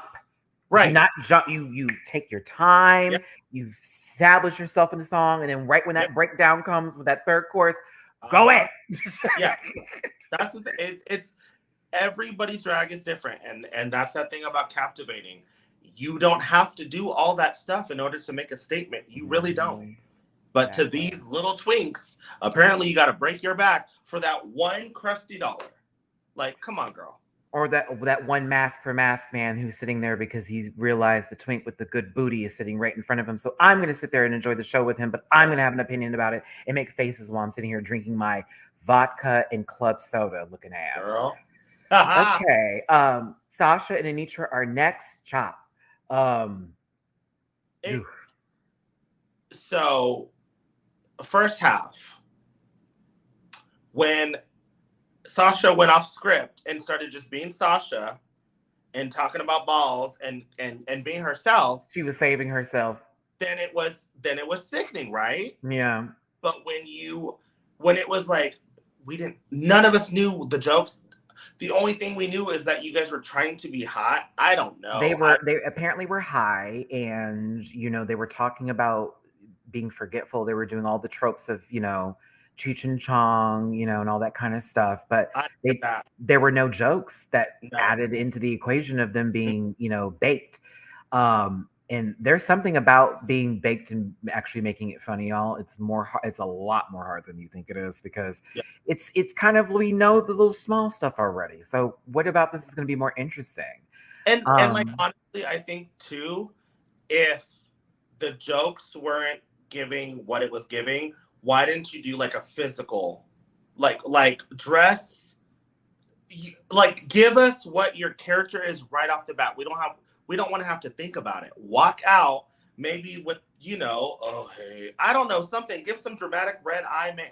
Something that gives us the physicality of what you're trying to deliver, because all I saw was Sasha and Anitra in white dresses. That's all I really saw. And Laganja's spirit was in the room, or at least her former spirit of annoyance from back in the season 6 days, because they did that whole Laganja moment. And it was like, girl, what in the Stop talking over each other. It was, yeah. It was so, but Anitra looks really good here, everybody. Let's make sure. Yeah. She looks so pretty. Sasha Anitra gave Sims. Thank you, Nikki's bodyguard. Nikki's bodyguard. You know you are wrong for that, but you know you are so right for what you just said. Sims 4. But Sasha, I think this, I don't know why I live for this. I feel like she's about to do an infomercial for something that's going to give people rashes. I don't live for it not being glued down and her hair coming out. Ooh. But I live for the aesthetic of what it is. It's just, she turns and you see. Well, at least she's consistent with not gluing it down like last week. We can't say anything, DeJa. It's Sasha now. I had someone literally call me a hideous something because I was like, girl, this wig is higher than, well, Laganja. No shit. Right. Okay, here's the thing, and this will, Sasha's a pageant girl. Sasha is a kiki. She ain't gonna get hurt by none of this. She knows what the tea is. We're just kikiing and like having fun, and she has tough skin. We're not being serious here, but she knows it was high. It was upstairs. It was in the attic, bitch. Bitch, attic, high rise, honey. Okay. Rooftop bar. Rooftop. Oh, it was okay. This was Poop McKenzie's for me, but I was just happy to see that these two got to work together again. Literally, look, it's like Sasha and Anitra have now been in this team together. They had a lip sync against each other at one point in time. I love it, especially since Anitra gave her, Sasha, I've been looking up to you since that's just such, it's like, I love that. It was like a full circle. Yeah. Great. And it just comedy challenges. No. Hopefully the Rusical will be better for them. Hopefully. Know it is. Mama, it is. I know Marsha is not Beach. If this had bitch, I would have been evil to find out. The Rusicals next week? Oh, you didn't want me to win. No. Oh, honey. Oh, that BFA was going to be weaponized. But let's move in here. Listen, my favorite Latina sisters over here, Miss Elena Esteres. Love them. And what looks like Mistress Isabel Brooks in her backup Beyonce costume. Fully clocked it. I was like, girl, that's your backup Beyonce. Don't play. She looks like Mistress looks so beautiful though. Like her makeup and everything, the hair, so gorgeous. I want to sit down with her one day while she's doing her makeup because I really, really want to do her eyebrows. Her brows are so nasty. I'm like, oh, girl, your brows are so good. She uses temporary eyebrow stamps. Really? Yeah, I have some. I use them. Well, I've been browless for about like half a year now because I just love the way I look with no brows. But they're like temporary brow tattoos that she puts on first, and then she fills them in and then creates around it. You can see it. You watch the episode back when Mistress is talking. Selena? She's like not them psyching her out. She's putting the stamp on. Right here. Yeah. Oh my goodness. Come on, DeJa. Yes, look, and I got the screenshots to clock it. Boom, there they go. Yeah. Gag. And then she fills them in. Boom. Yeah, you just fill them in. What she does mostly is she usually just cuts off the ends. That way the end can be as high as she needs. Girl, literally on Amazon, you get a big ass pack for like $12.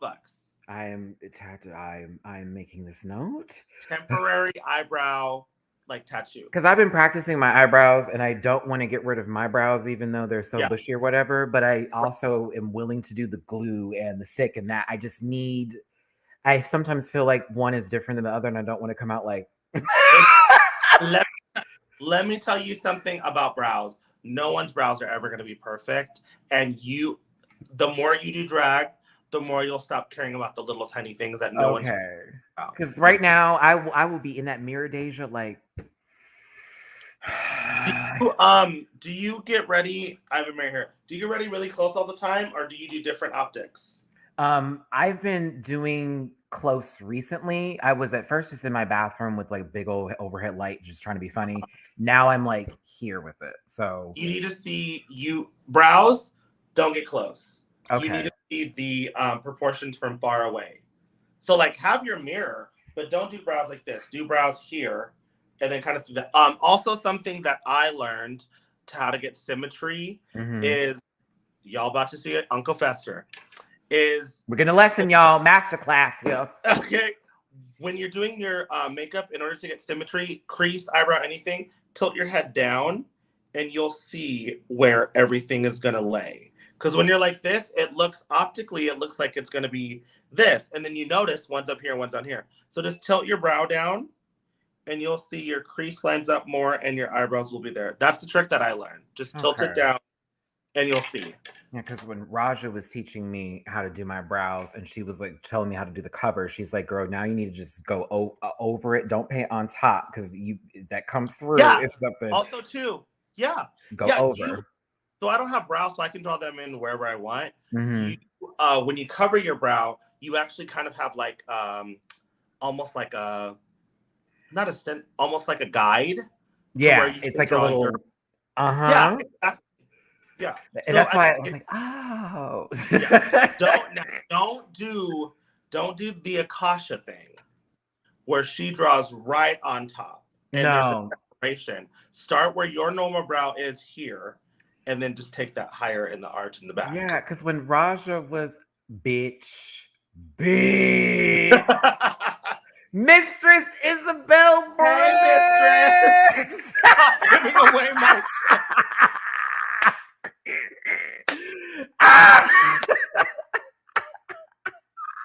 I just see and I say. Oh, I know she's from Houston because she used punk. I love it so much because I use punk. But stop giving away my tricks, punk. Mistress, thank you for the super chat. Love you.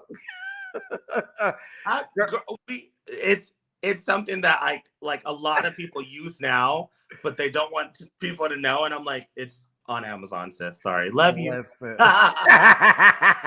Listen, no, Mistress, though, whenever I get a chance, we gonna sit down and talk for real. But thanks for the super chat. She is a good old key bitch. Oh, they were doing some space. I woke up really early one day and I got on there and she was so I was like, I did the biggest smile, Mistress, she put on my face that morning. It was hard to go back to sleep. I was like, well, goddamn. One day, maybe we'll get Mistress on the show one of these days, y'all, when she's not so booked and busy. But that's how we want them to be now. We want them to be working. Yes, okay, girls got bills. She live in downtown Houston. That's expensive.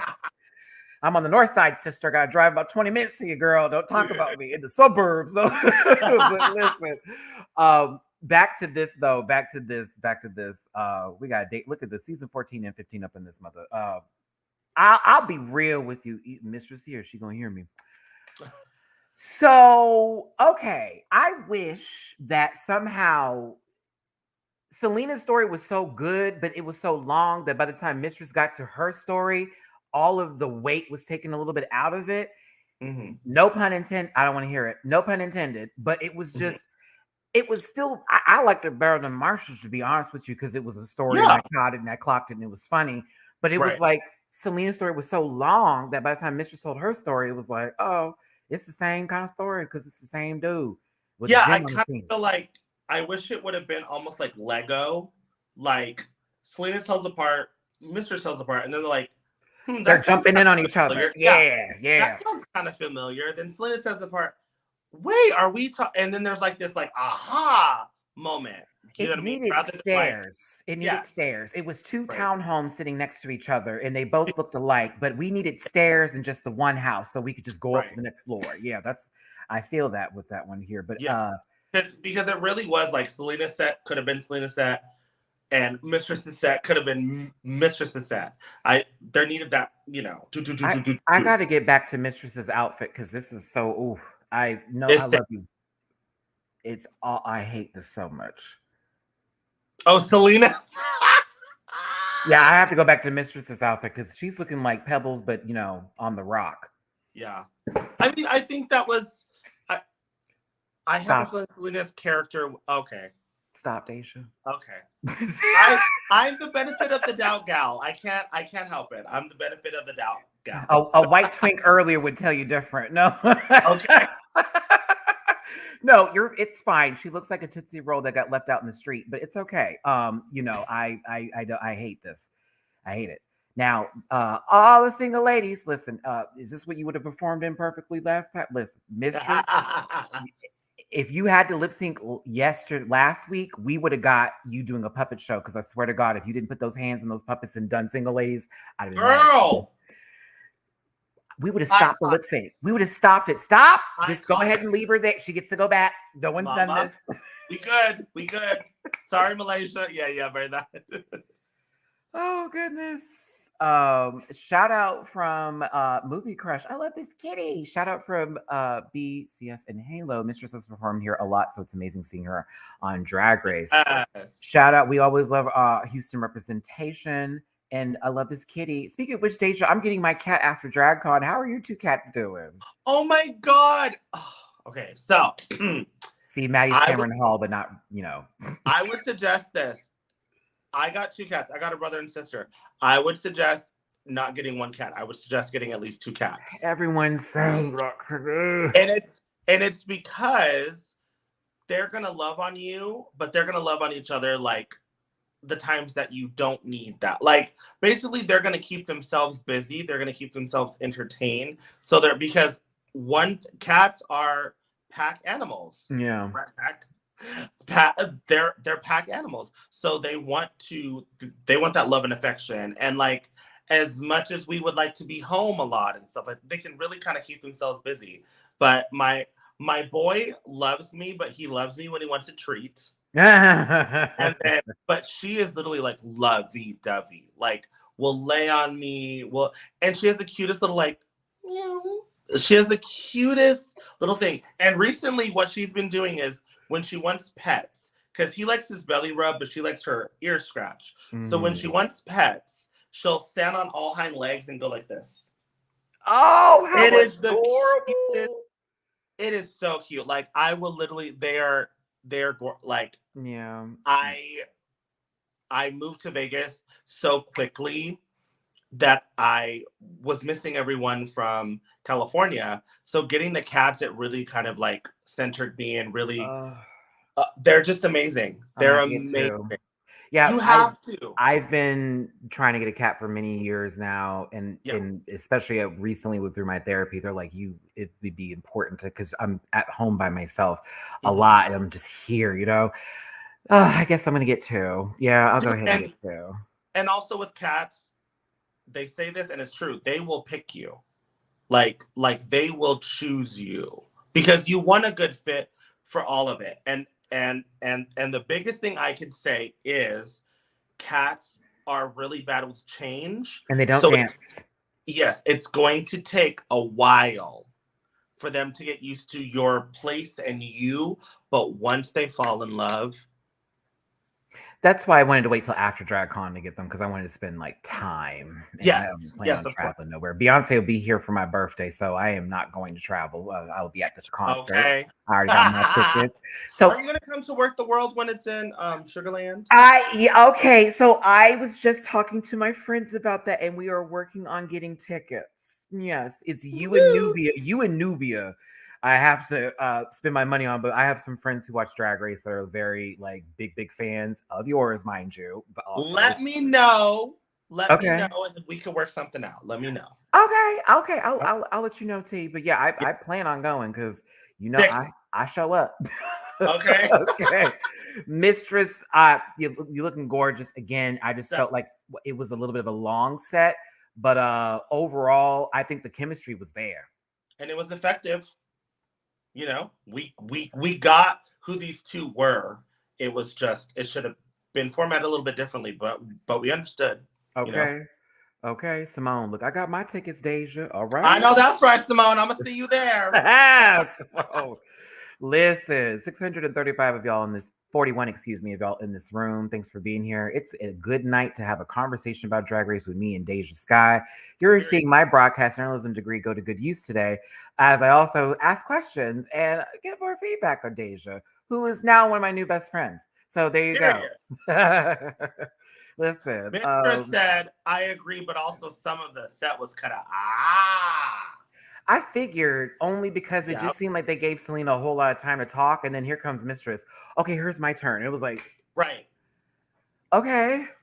You know, I mean, I literally figured that everyone's set is going to be cut. Remember, the winner has to make sense. Mm-hmm. The winner of the episode has to make sense, and the safe has to make sense, and the bottom has to make sense. So they cut and Frankenstein things so that the viewer, because they think the viewer is stupid, they want to make sure the viewer knows. No, there are. We've been on Twitter. They are. Some of it, yeah. Some of y'all are. Yeah, you know what's up. Well, if it was on the show, right? You're a grown ass man. Sorry, what like, girl. No, Rose, please do a podcast together. Listen, I would work with. We gonna do it. I would work with the station. Nine Tail Phoenix, thank you for the super chat. Hey Maddie, hey Deja, got my Work the World tickets from Richmond. Can't wait. Whoop whoop. Mistress. It was also my fault though. Girl, let me subscribe to your channel. I kept saying things I can't say legally, like grinder, etc. It's weird they let that happen on the international seasons because there's not that much going. They don't have the same rules, but for the America US, is very big. You have to get your set approved for Viacom, so they take out a lot and they say word it this way, and if you can't word it a certain way, they just cut stuff out because you can't use it. Like, do you remember for All Stars 2?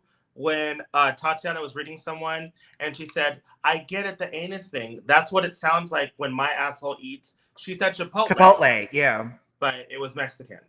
So you legally can't say things. Did they make her have to re-say that again? Because that feels like they... Just in the confessionals. They probably told her, hey, can you say this? Because we can't say Chipotle. And then they just dubbed it over. This is good to know if I'm ever going to compete, so I don't have. You feel what I'm saying? Like for anybody going on the show, this should be knowledge y'all take in, so that way you're not having to oh well, fuck, I gotta and I.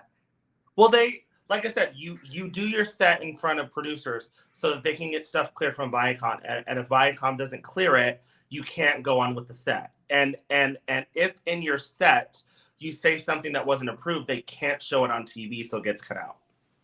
Yeah, girl. They're not going to pay extra money. They're already paying $200,000 for the winner, and then $5,000 each week. It's a lot, and then $10,000 to $15,000 a song for the lip syncs. It's a lot of money. You know what, y'all. That means I can't make any South Park references. None.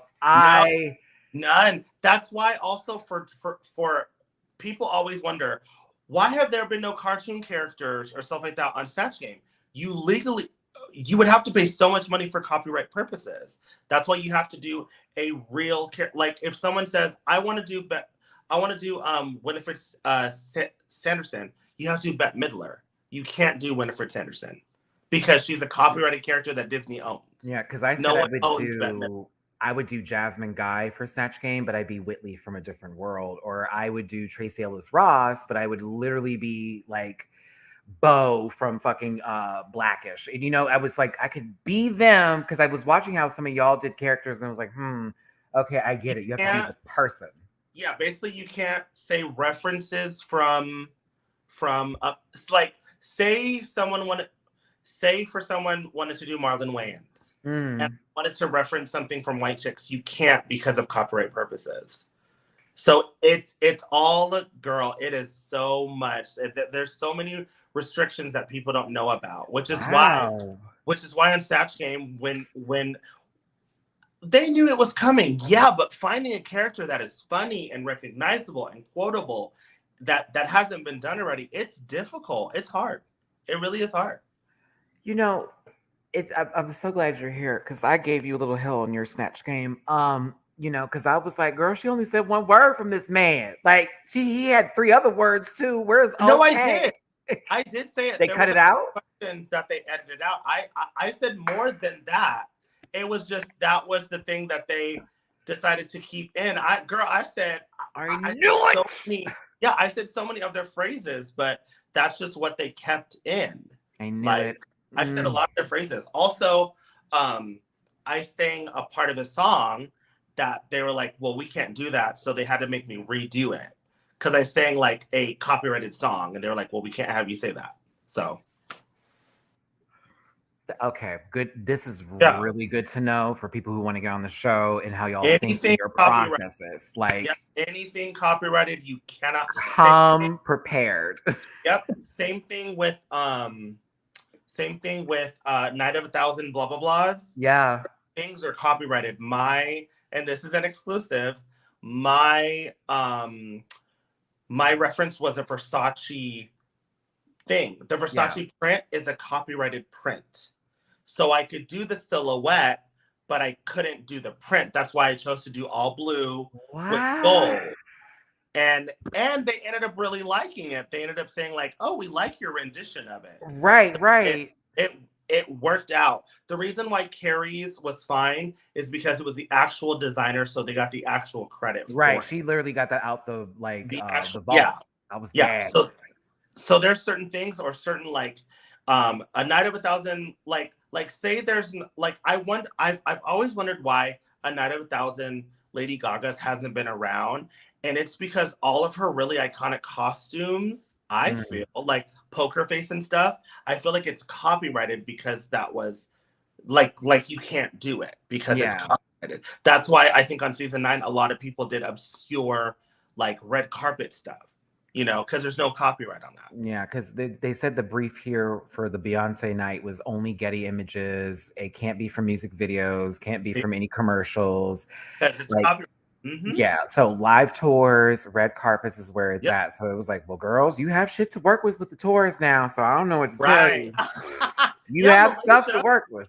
Yeah, Malaysia had that full on like. Yeah. Oh, I was living for that, and I was too. Plastic. I don't know what you were talking about this morning, but I understood that it was the level. Anywho, to get back into this here, thank you, DeJa. Sorry. You're blessing. You're blessing us. Let out a hole. You're blessing us here. I was like, no, she didn't say nothing crazy. She fine. Okay, that was me. She didn't say anything. No, I'll be fine. Ooh, y'all, let me tell you something. Shout out to Walter Cronkite School of Broadcast Journalism. You taught me well. Moving forward here, let's get into the runway. Category. What I used to do, bring it to the runway, bring it to the runway, please clap. But now it's not. I got lazy. But no, because of copyright. No.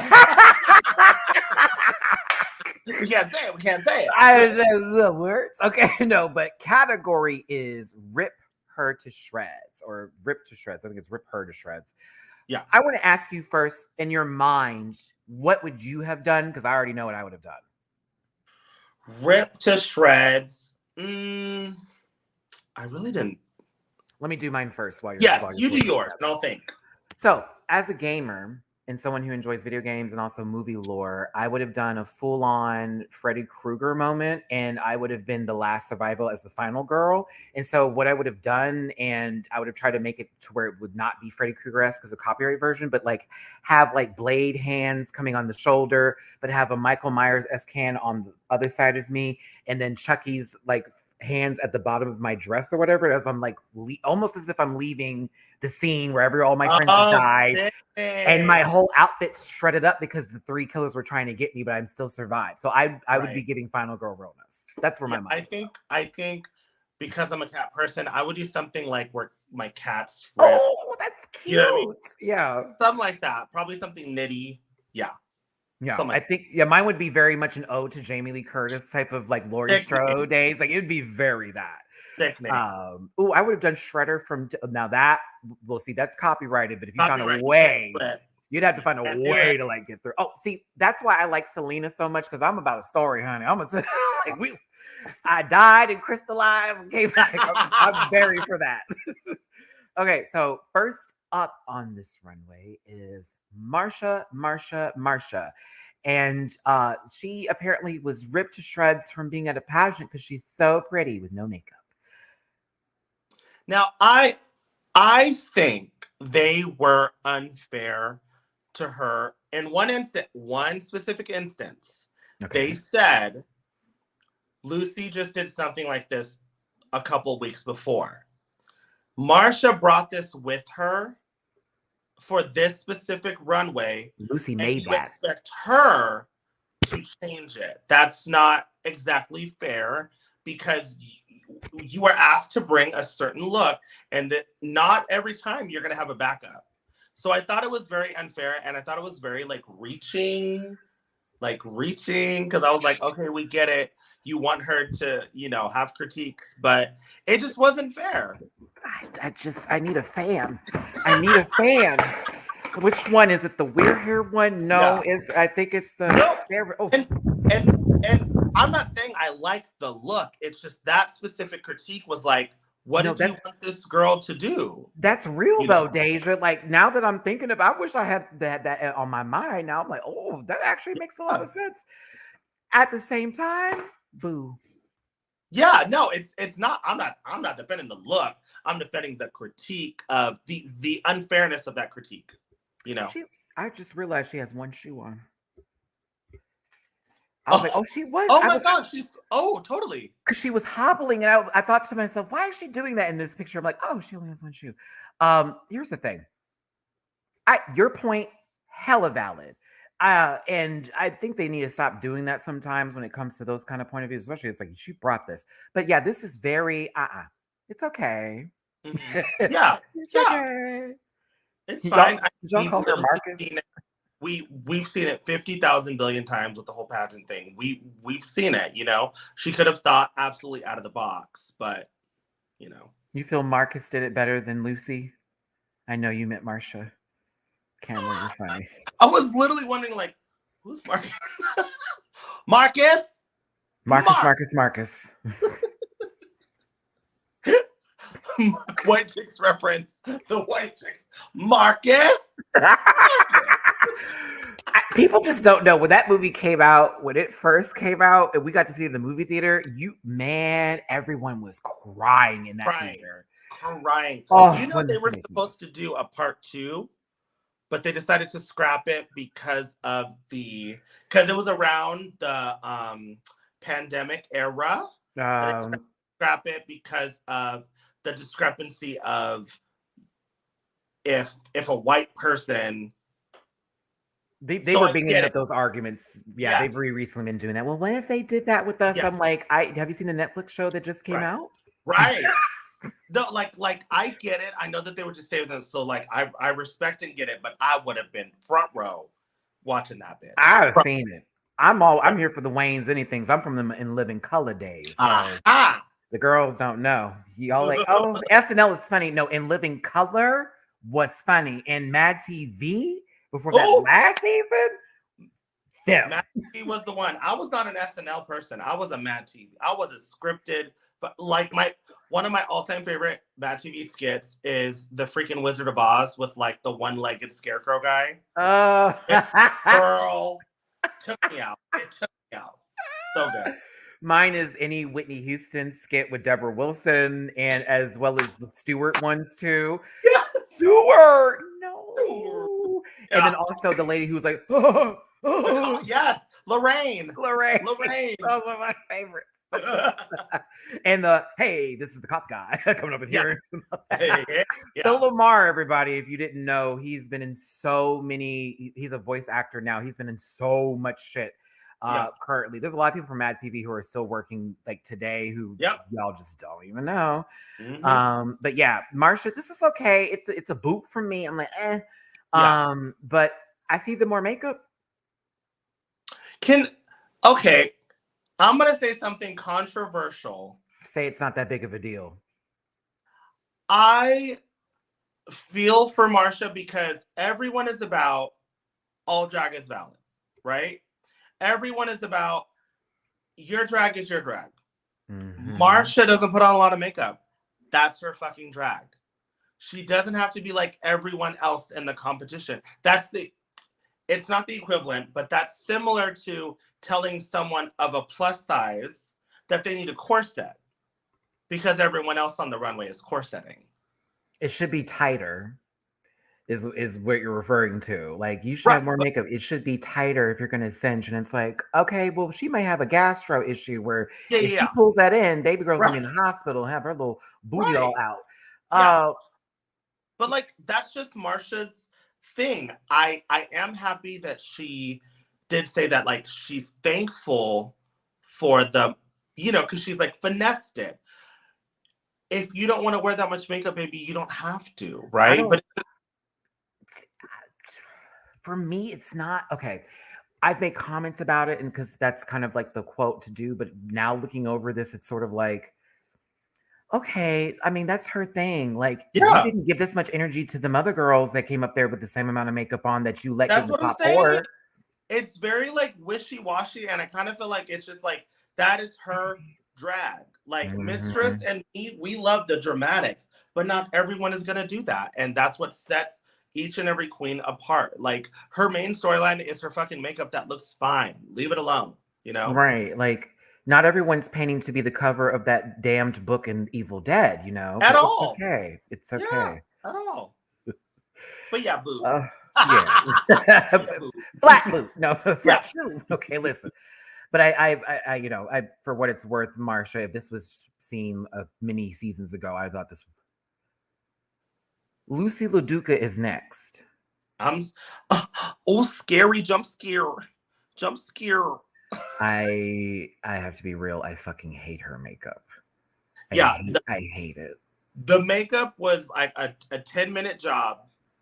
Like a 10-minute. It was like it just gave me clown paint for like, you know, we about to do a whole party in Waka Waka. I think this dress is everything, you know. I think the dress look is kind of cool. Shredded, I don't know about that, but like, I would have loved it. I would have loved if it was a gown and not just some skirt with a little thing in the back. That's what I'm saying. I get what she was going. Hold that makeup. I get what she was going for, but I just, if you're gonna give the full fantasy, give the full fantasy. Don't be like, well, I haven't done a lot of skirts, so I'm gonna do a little short. No. Give the full fantasy, because then I would have bought it. You know, I'd have been like, oh, okay. Why did she paint like the nun from The Conjuring? Remember when she was behind the painting? Yes. And she ran up it. Mixed with Sharon Needle, like mixed with people. Oh, the racist? What? Oh, listen. Race? Well, that was Lucy and Lux's set. Disclaimer: this program is for entertainment purposes only, and you know the rest of it. Everyone. Someone said that's Eva Destruction.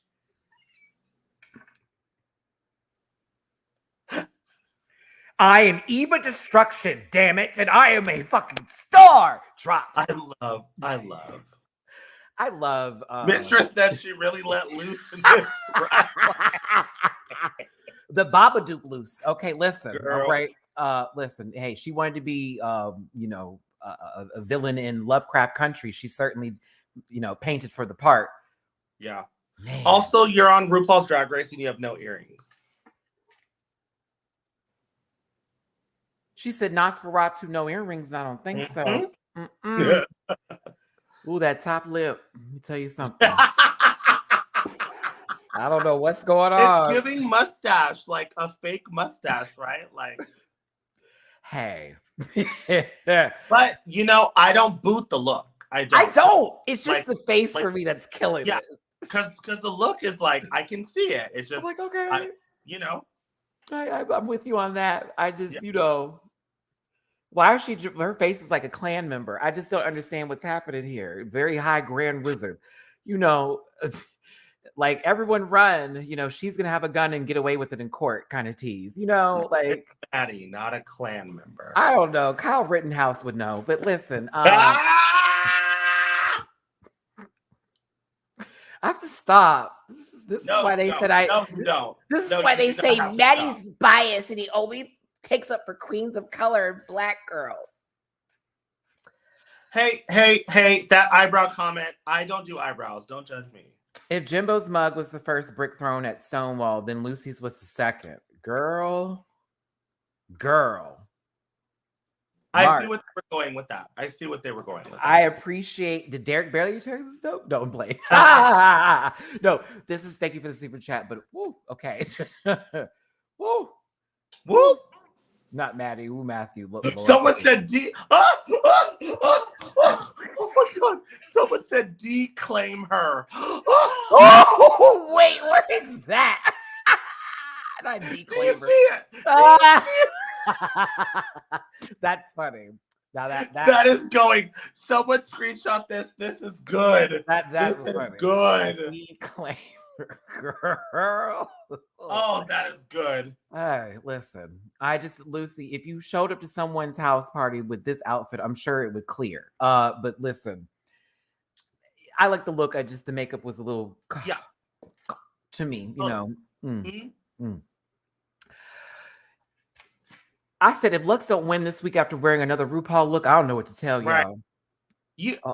Lux is one of the most like as much as she doesn't, because I don't think she thinks of her as like a huge fan of Drag Race, but to me she looks like she's like a very polished super fan of Drag Race, because everything is a reference, everything is, you know, like trying to do this and trying to do that. But this look hit it out of the park. This look was the one. We're not talking about Lucy's look, by the way. Sorry, I just wanted to make sure there was a picture for Ryla because she had a Dusty Ray Bottoms read, and I love a little Dusty, but that actually felt appropriate. Back to Lux and what DeJa was saying, correct. Yeah. She does her work. Every episode is a reference. She is a referential queen, and we are not mad at it at all. But that's how you win a challenge. You kiss the ass of the host. She's starfishing for sure. But listen, I kind of was living for this, to be honest with you. And I love that it was a RuPaul reference because Ru's face lit up. And she did it her way, her own version. It wasn't a replica. She did it her way. From 1986, the year I was born. I said, oof. Ooh. Yeah, because I'm like, it's 2020. I'm like, oh, you know, it's like, oh, this is too much. Yeah, he even, Ru even, literally teared up. That's I love when Ru does that, because it's like, okay, there we go. There she is. That's you. You know what, though? I'm not saying she cries all the time, but she's a lot more real than, what they obviously want to show Ru like this. But Ru in the workroom and stuff cuts up. There was a moment where we got done with our mini challenge and we were told to go outside, and Ru stayed inside to do some filming stuff, and he comes outside and he was like, it's literally just the things that are like, she's a key. I would have cackled something. It was so good. It was so good. And then I remember there was also a moment, I'm not gonna say who the queen was, but there was a queen that kept standing in front of Ru's shot when we do the you know how you're like, oh, they're so far because there's a camera right there, right? Hello. Yep. Mm-hmm. Yes. So she kept, I'm telling you, it was 3 times in a row. So finally and you, bitch, you always, it was so good. It was so good. It's funny because I've heard different stories of Ru from multiple people, and a lot have been more good than bad. And I know most of the ones that have been very negative have come from people who've been on the show before. So it's interesting. I'm loving hearing your take on this, because a lot of people take a lot of stuff that sometimes folks say and they're like, they just run with it. Well, if she said it, it's true. It's like, the same thing with Michelle too. Now, I think Michelle's is a little more, as the season progresses, I think a little less pent up and a little less, I think it's more or less she's starting to notice how she's coming across and stuff. But honestly, Michelle has knowledge. It's not like she's talking out of her ass. She's actually giving you the tools to succeed, True. And I do agree with that. Now, back into Lux in her pretty girl era. I'm here for it. I am too. Top marks for me. I love the wig. Love the hair. I want Yeah. that kind of wig low key. I'm supposed to be buying the wig I'm performing in at DragCon. So if y'all see me that Friday walking around with a wig, Just a wig. you know what that was. Because my friend was like, we just need to get that wig there. Because he's like, I know you want to get your own wig. I'm like, I do. I don't want anything super colorful. I want natural hair color. Sorry for my first show. I'm trying to look like it's coming on my scalp. A fucking woman. I just want to be a lady.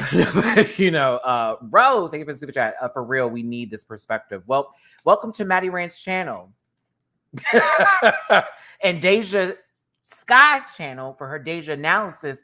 Y'all better make sure that Please you tune do. in to her episodes. They're really, really good. I love your show. I'm like, oh, Thank you. This is what I want to see. Will Matty have her own DragCon booth? I don't know. I work with Bible Girl with dragqueenmerch.com. If they want us to do it again, we'll do it again. But them booths are expensive. I ain't paying that money. They are. They're pricey. Yeah. Like, and I get a corner spot, not by Daniel Francisi asking for $100 for a hug. Or a pink shirt.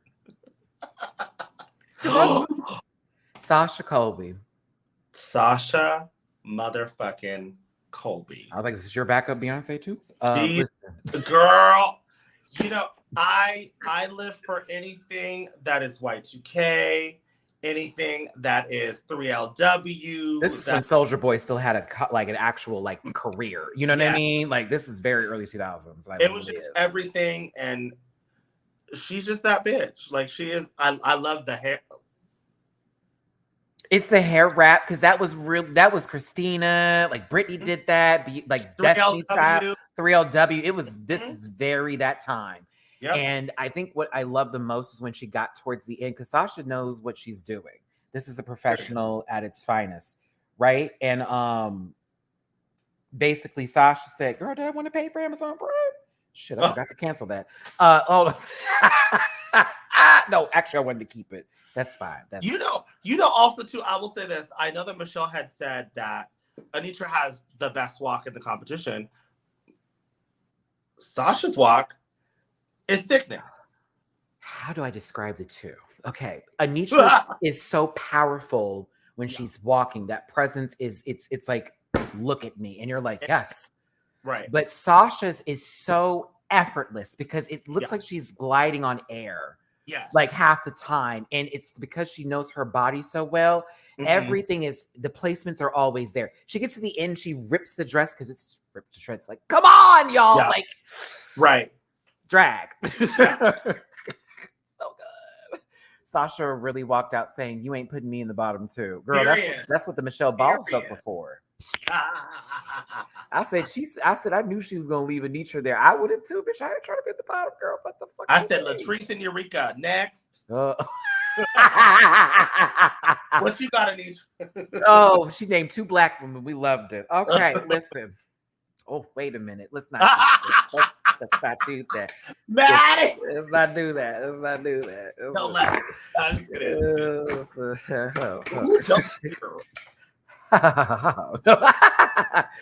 Anitra is next. Sickening. I love this. Love the hair. Oh, I love the hair.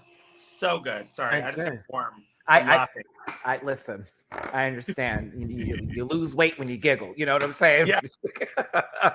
That's why I always love to laugh. I was like, why haven't I? Why? Well, you talk to your doctor about that. It's difficult, okay?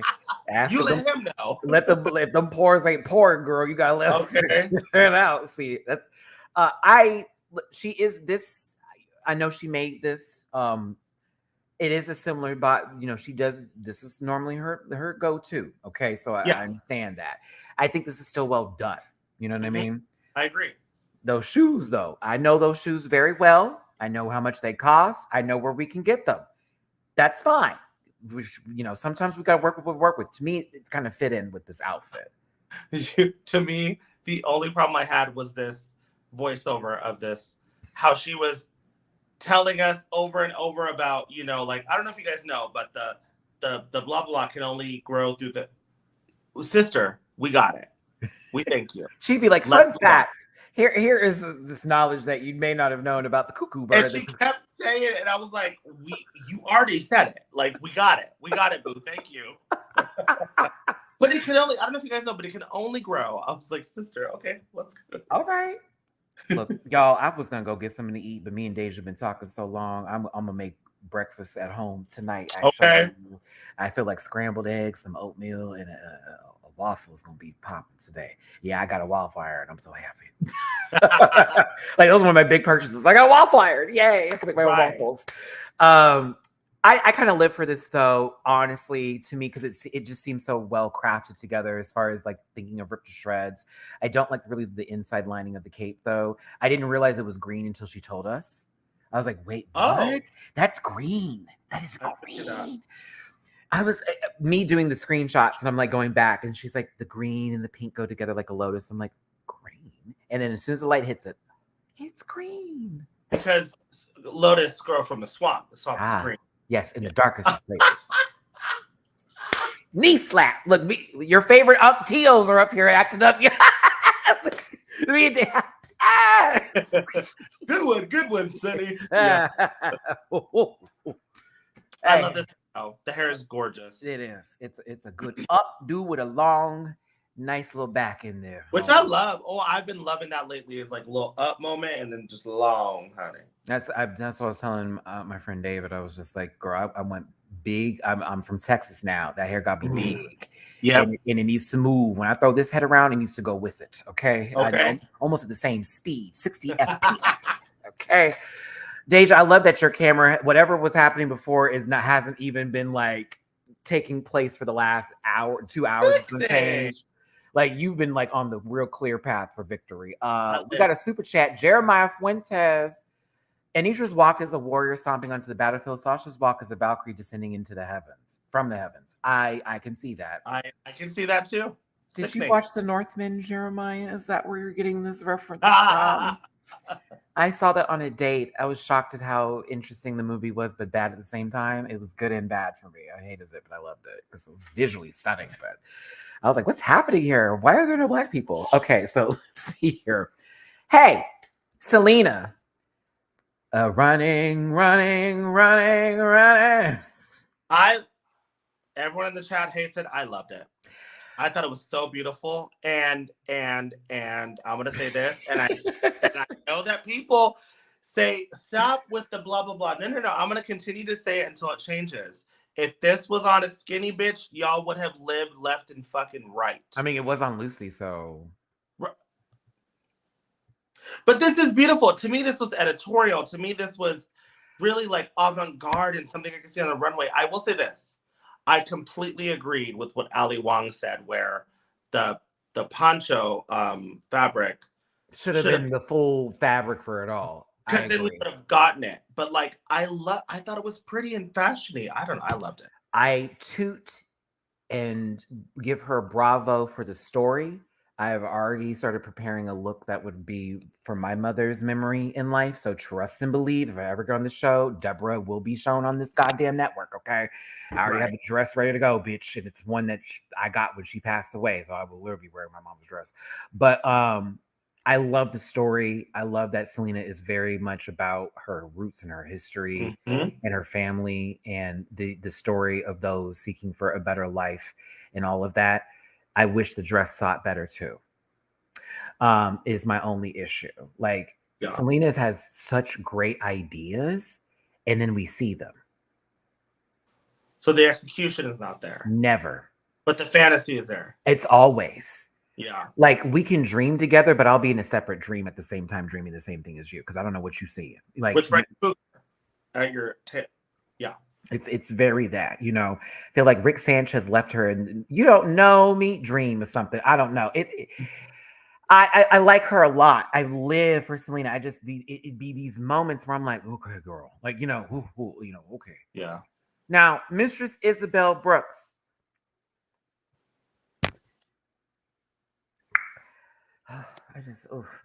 I love a good silhouette.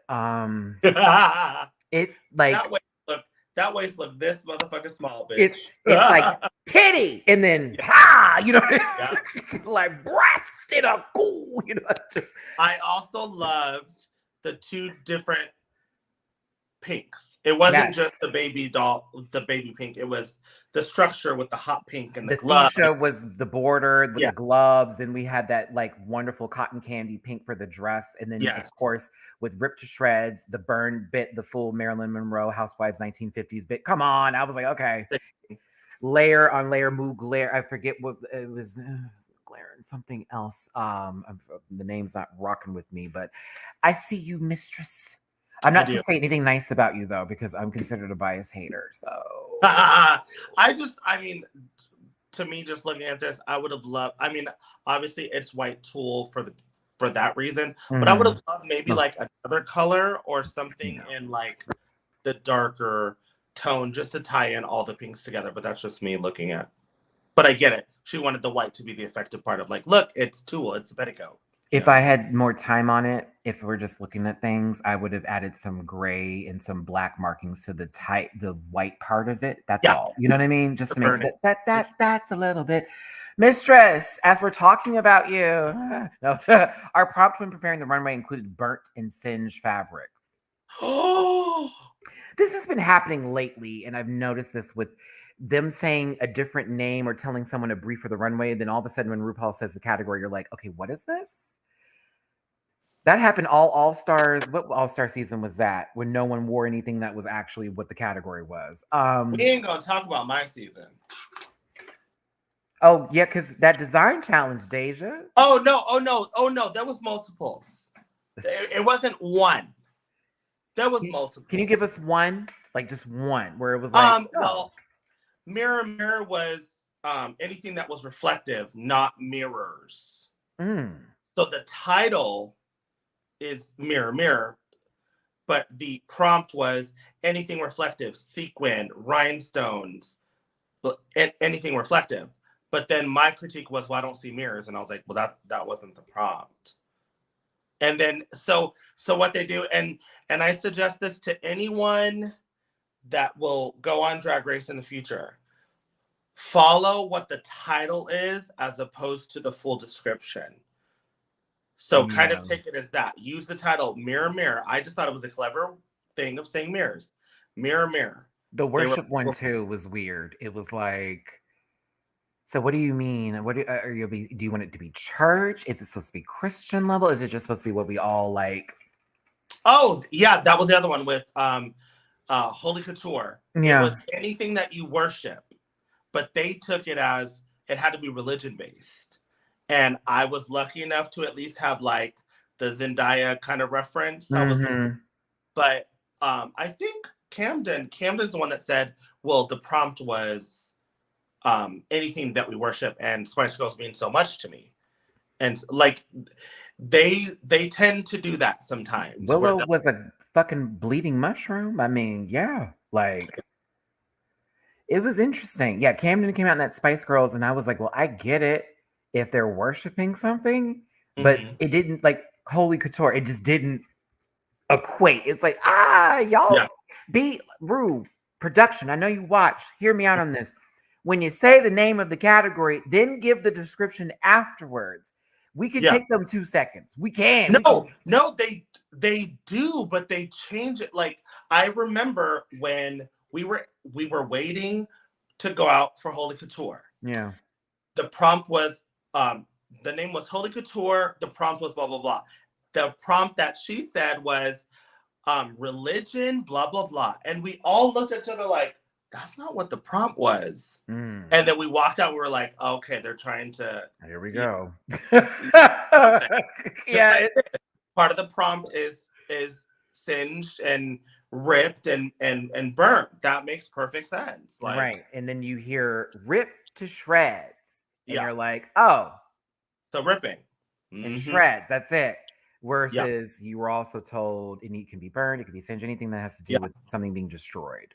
Yeah, so I would say, like, for anyone that's planning on going to Drag Race, really pay attention to the title, not the prompt. Really focus on that title, because they don't change the title, but they will change the prompt. Either way, this mug will never be denied access into the holy gates of heaven. Bitch, your beat is so disgusting. It's It's just I just get excited. Like I'm like, oh. Painted bitch. And in person, it is lovely, honey. It was more so distressed for the prompt. Okay. Oh, I have new ideas now. Well, I would have done some. I came up as a fucked up couch. Oh yeah. Sat right here on the runway. Bam. Right. But that's clever. Like, to me, that's a very clever. I feel like her look, if the prompt was, this and that, she's the only one that technically met the full prompt of the singe and the this and the distress. That's what it was. I'm just and it's still a gorgeous came out silhouette. In a dress, and she didn't have to bring a prop to make it make Right. sense. You feel me? It was like, no, honey, I can sell this on its own, and it's fine. You know what I'm Yes. for. Yeah, bitch.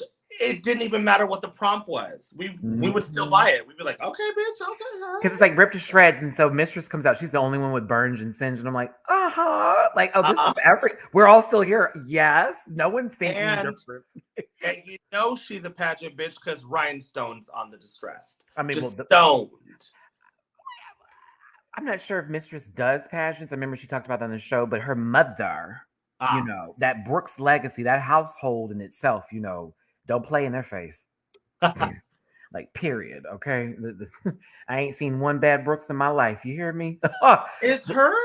Oh, I just noticed that her gloves up top are singed. Mm-hmm. Sickening, bitch. Mm-hmm. And how she has the cut for the top. This works perfectly. Mistress, did Ruben make this? Did Ruben make this for you? Comment below. Go on, sorry. Because DeJa's like, I need to call Ruben real quick. Oh, no, I love Ruben.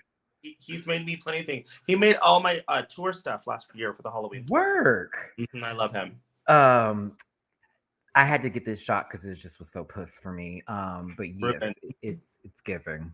It's giving. Yeah, it's so pretty. Ruben is also follow him on Instagram, TikTok. He's sickening, bitch. Someone mentioned in Twitter that they should have the designer names pop up when they're walking if they weren't the ones that created them. And I was like, that would be wonderful, but then they'd have to give people credit.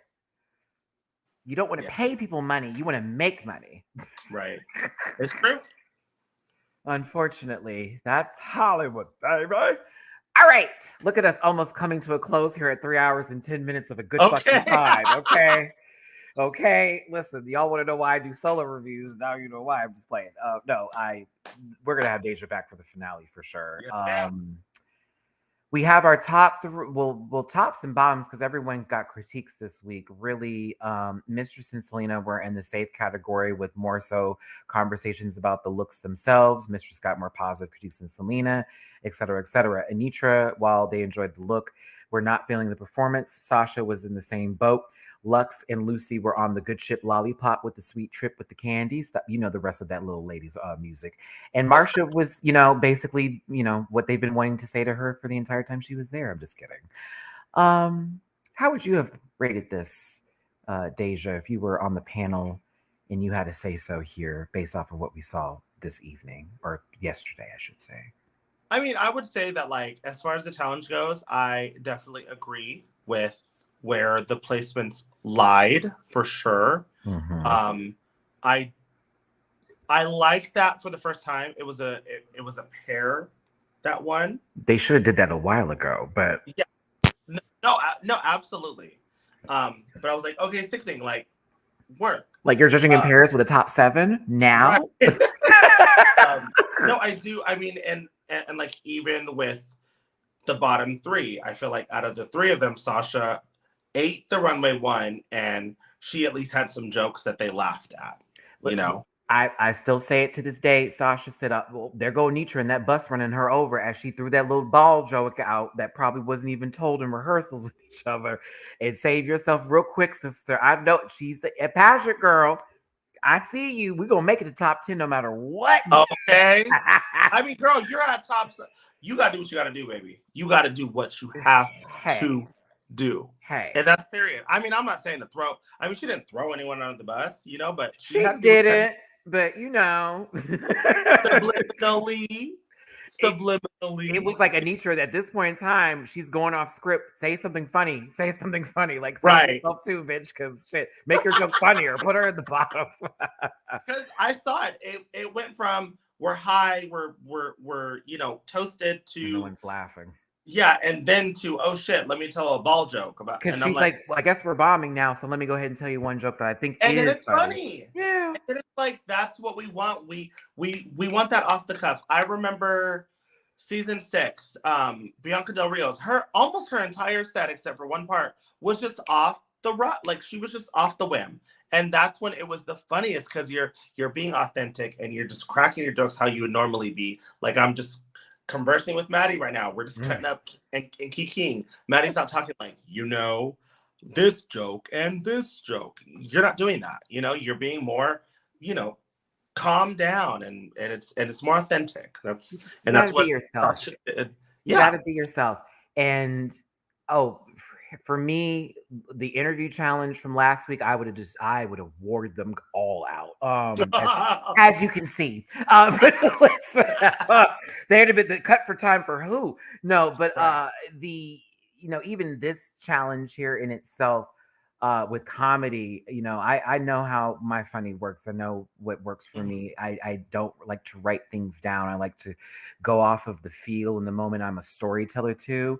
So, I think I'd have done well here as well. But like with Sasha and Anitra, it's not in their wheelhouse. But Sasha also knew that last little bit in this runway, everything counts. Yep. Everything counts.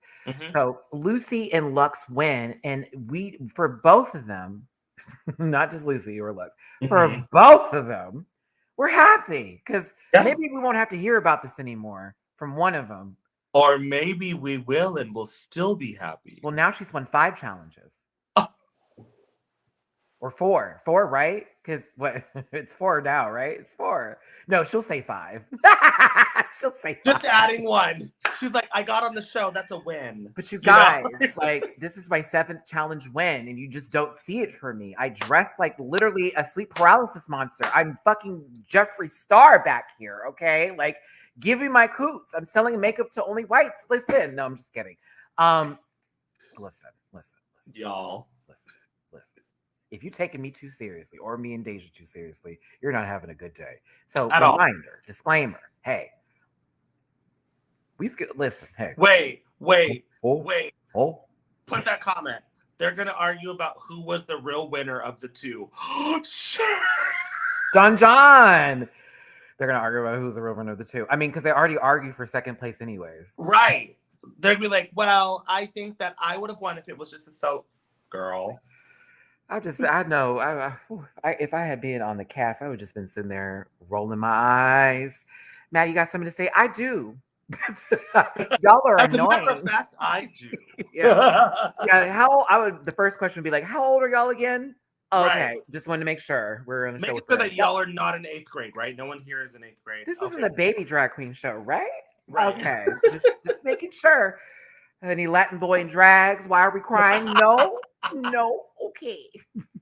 Oh my God. We're using this disclaimer. It's so good. It is so good. Like, disclaimer is literally iconic. Oh my goodness, that should be on a shirt. Listen. Literally. Okay. Bottom 2 is Marsha versus Anitra. You thought this review was long now. Get ready. Okay. I'm going to be real with you here. As much as I knew Marsha was a dancer, and all that jazz, I was like, I think Anitra's going to eat her up. But I was so happy that it finally felt like a lip sync for your life. Yeah. What is this? Boss Bitch by DeJa Skye. Birds of Prey for the girls who watched the movie. That was for that soundtrack. If you didn't know. Let's get into it. DeJa, I'm going to start with you first. Start us off, sister. Where was your mind at? What's going on here? I'm just going to let this play. Okay, so clearly Anitra, the one and only. Again, yes, I knew that Marsha was going to be fine, but she delivered. My only critique, and I know that a lot of people are saying, double Shantae. If you watch it back, Marsha is walking that stage for about 2 minutes, just walking back and forth for about 2 minutes. She had that girl. Oh, I'm gonna act it out. Yeah, baby. She walked back and forth for 2 whole minutes of that song. She said. She said. The doop and a whoop and a wop and a hoop and a doop and a boss ass bitch and a whoop. She kept pointing at us like, "You see me? I'm walking over this way, but to this way now. Wait. I got my tummy showing." Because she had the back bend was iconic, but it made it more iconic with the Nitra. It would have been more iconic if she was coming down a set of stairs, right? And then with the turn split, and then that 360. We've seen her, but right. So it's just like as much as everyone, yes, it was a great lip sync. I don't know about one of the greatest lip syncs of all time. I don't know where people are just in rose-colored glass. Girl, these people are in rose-colored glasses, and I'm like, y'all, it was great, yes, but Anitra's and Sasha's lip sync was better. Like, don't say that this was one of the greatest lip sync of all time because it was a back bend to a forward roll. That was sickening. That was an iconic moment. Name another iconic moment in the lip sync. I'm gonna deny you. What? I'm going to deny you. This is okay. I have an opposite opinion, but I also still agree, but also disagree here. And this is the reason why. Sasha and Anitra's was like the first portion of a lip sync off kind of challenge. So it was not as high stakes as you're going to go home right fucking now for me. I also think the reason why it had more impact is because I didn't expect Marsha to even keep up with her, if anything. It was watching Anitra do what Anitra does best. It was watching Marsha go, bitch, I'm going to smooth this. I'm going to do what I can. And I'm going to fight her to the death. And if it is what it is, it is what it is. I think that's why I liked it more, because I'm like, oh, she's actually, this is the fuck I'm giving. She's giving a fuck. And I wanted to see that. So I think that's why I liked it a little bit more. And also the music choice, because I hated that song that Anitra and Sasha did lip sync to. I hated it so much. But I was a harmonizer, so I love. Oh, you were harmonizer. See, okay, I understand that, but I wasn't. I was like, who are these? No, children? I mean, and that's the thing about being objective, and that's the thing about hearing other people's opinions. Is we both got each other's point, and yes, we both like yes, absolutely. No, I totally. And we're beefing on Twitter tomorrow, so be there. Absolutely. Be there. Get ready. But on a real note, the energy from them both, like I was just, the song is so good for drag. I'm like, oh, thank God. Like this jump roll, everyone's like, Michaela Lonvin. I'm like, no one forgot about that moment over her jumping over Honey. This is not the same show. You know what I'm saying? No. Like, y'all have to chill the fuck out. This to me was like, I was on the floor at this. I was like, oh my God. Mistress, the energy in the room was insane. Production, cameraman, PAs made an audience and went crazy. Because I could hear everyone screaming. I could hear Selena screaming. It was like, what is happening? Like, I'm sorry. I thought Marsha was doing her. I said, listen, honey, if this and that was the thing, because our expectation was like Anitra's gonna eat her up. The fact that she held her own and was sickening.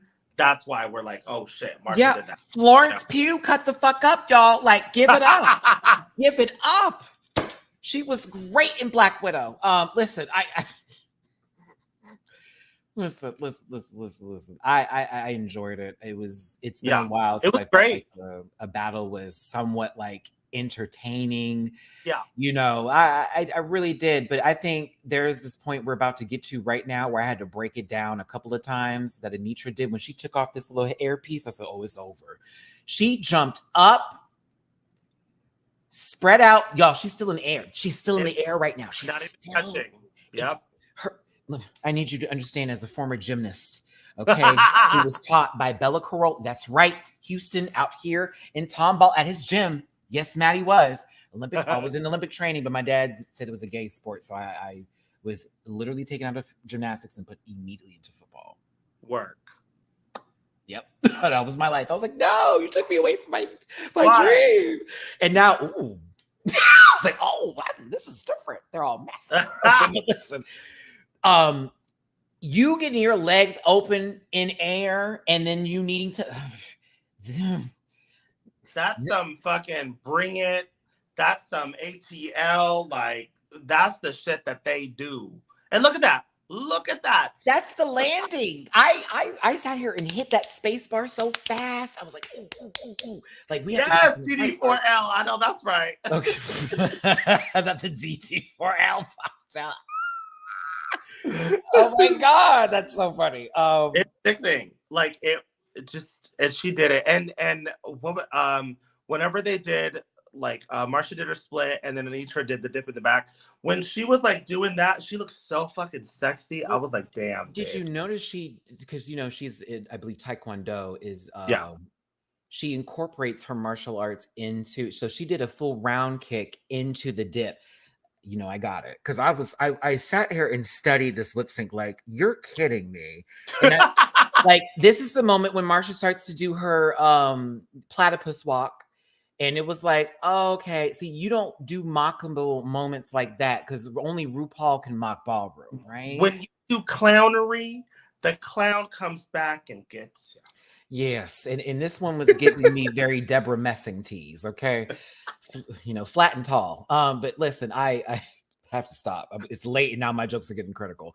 They both have love that part. I love that part. Oh, that was funny. I would appreciate whoever did this edit for the lip sync. You were doing a lot of work, and that made it more enjoyable because I hate when I look at lip syncs and they only give it to one person. For example, when Selena beat the shit out of Miss Mama for that lip sync to Lux low key, y'all were like, Lux was keeping up. No, Selena wore her out. Wore her out. Girl, wore her out. We all saw. I was like, I love you, Lux. I thought I would. No. She beat you up. Okay. Took your lunch money and everything. STD style. When Anitra walked to the back of that stage, I said, Marsha, you should never let anyone do that like Anitra. Don't you block her and walk block back. her. You get right in front of her ass and you block every bit of that view. Please and believe. She went back there. Now, Marsha, you're up here jumping for joy. It looks like an ad campaign for at a dentist's office, right? Very. Anitra is in the middle of her kick. Now, y'all, let's move this play-by-play here. As Marsha's coming down, Anitra's already gone from her 360 and she's getting ready to dip. But what you don't know is that's not even the leg she's going to land on for her dip. That's the leg that's going to be kicked out. She's still in spit. Oh, it was ridiculous. It was ridiculous. Oh, Marsha has landed. Do you see what I'm saying? It's a whole nother leg. She was still in her mid spin. So low key, it was a 720. A 360 up top, 720. I mean, the 720 was down, full into the dip motion. I was impressed. Impressed. Marsha, you was on the pogo stick. Okay, you was on the magic stick. You possibly, fucking with Tiger because you know he only messes with you. Ask Avril Lavigne. But listen, this was fun. Then Anitra did that full little leg kick moment, the one that we know Naomi do so well. This part was just all it was a moment. I kept screaming like, "Stop doing well, everyone!"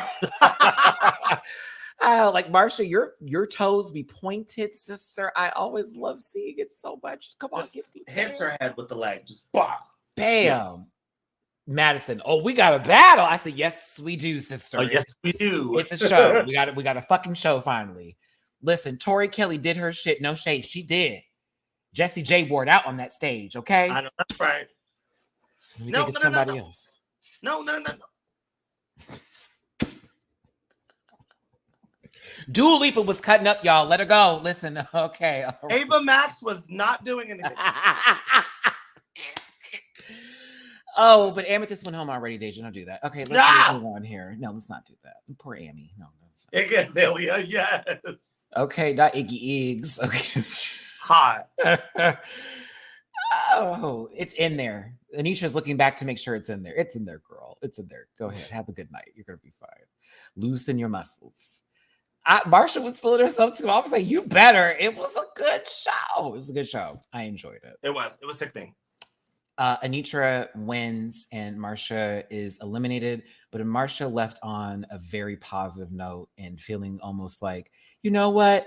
I did what I did and I'm proud of myself. And I love that. But also the way she left, she's like, but my nose, but my heart, the breaking part. I was like, oh, that's adorable. Hallmark card at Marsha.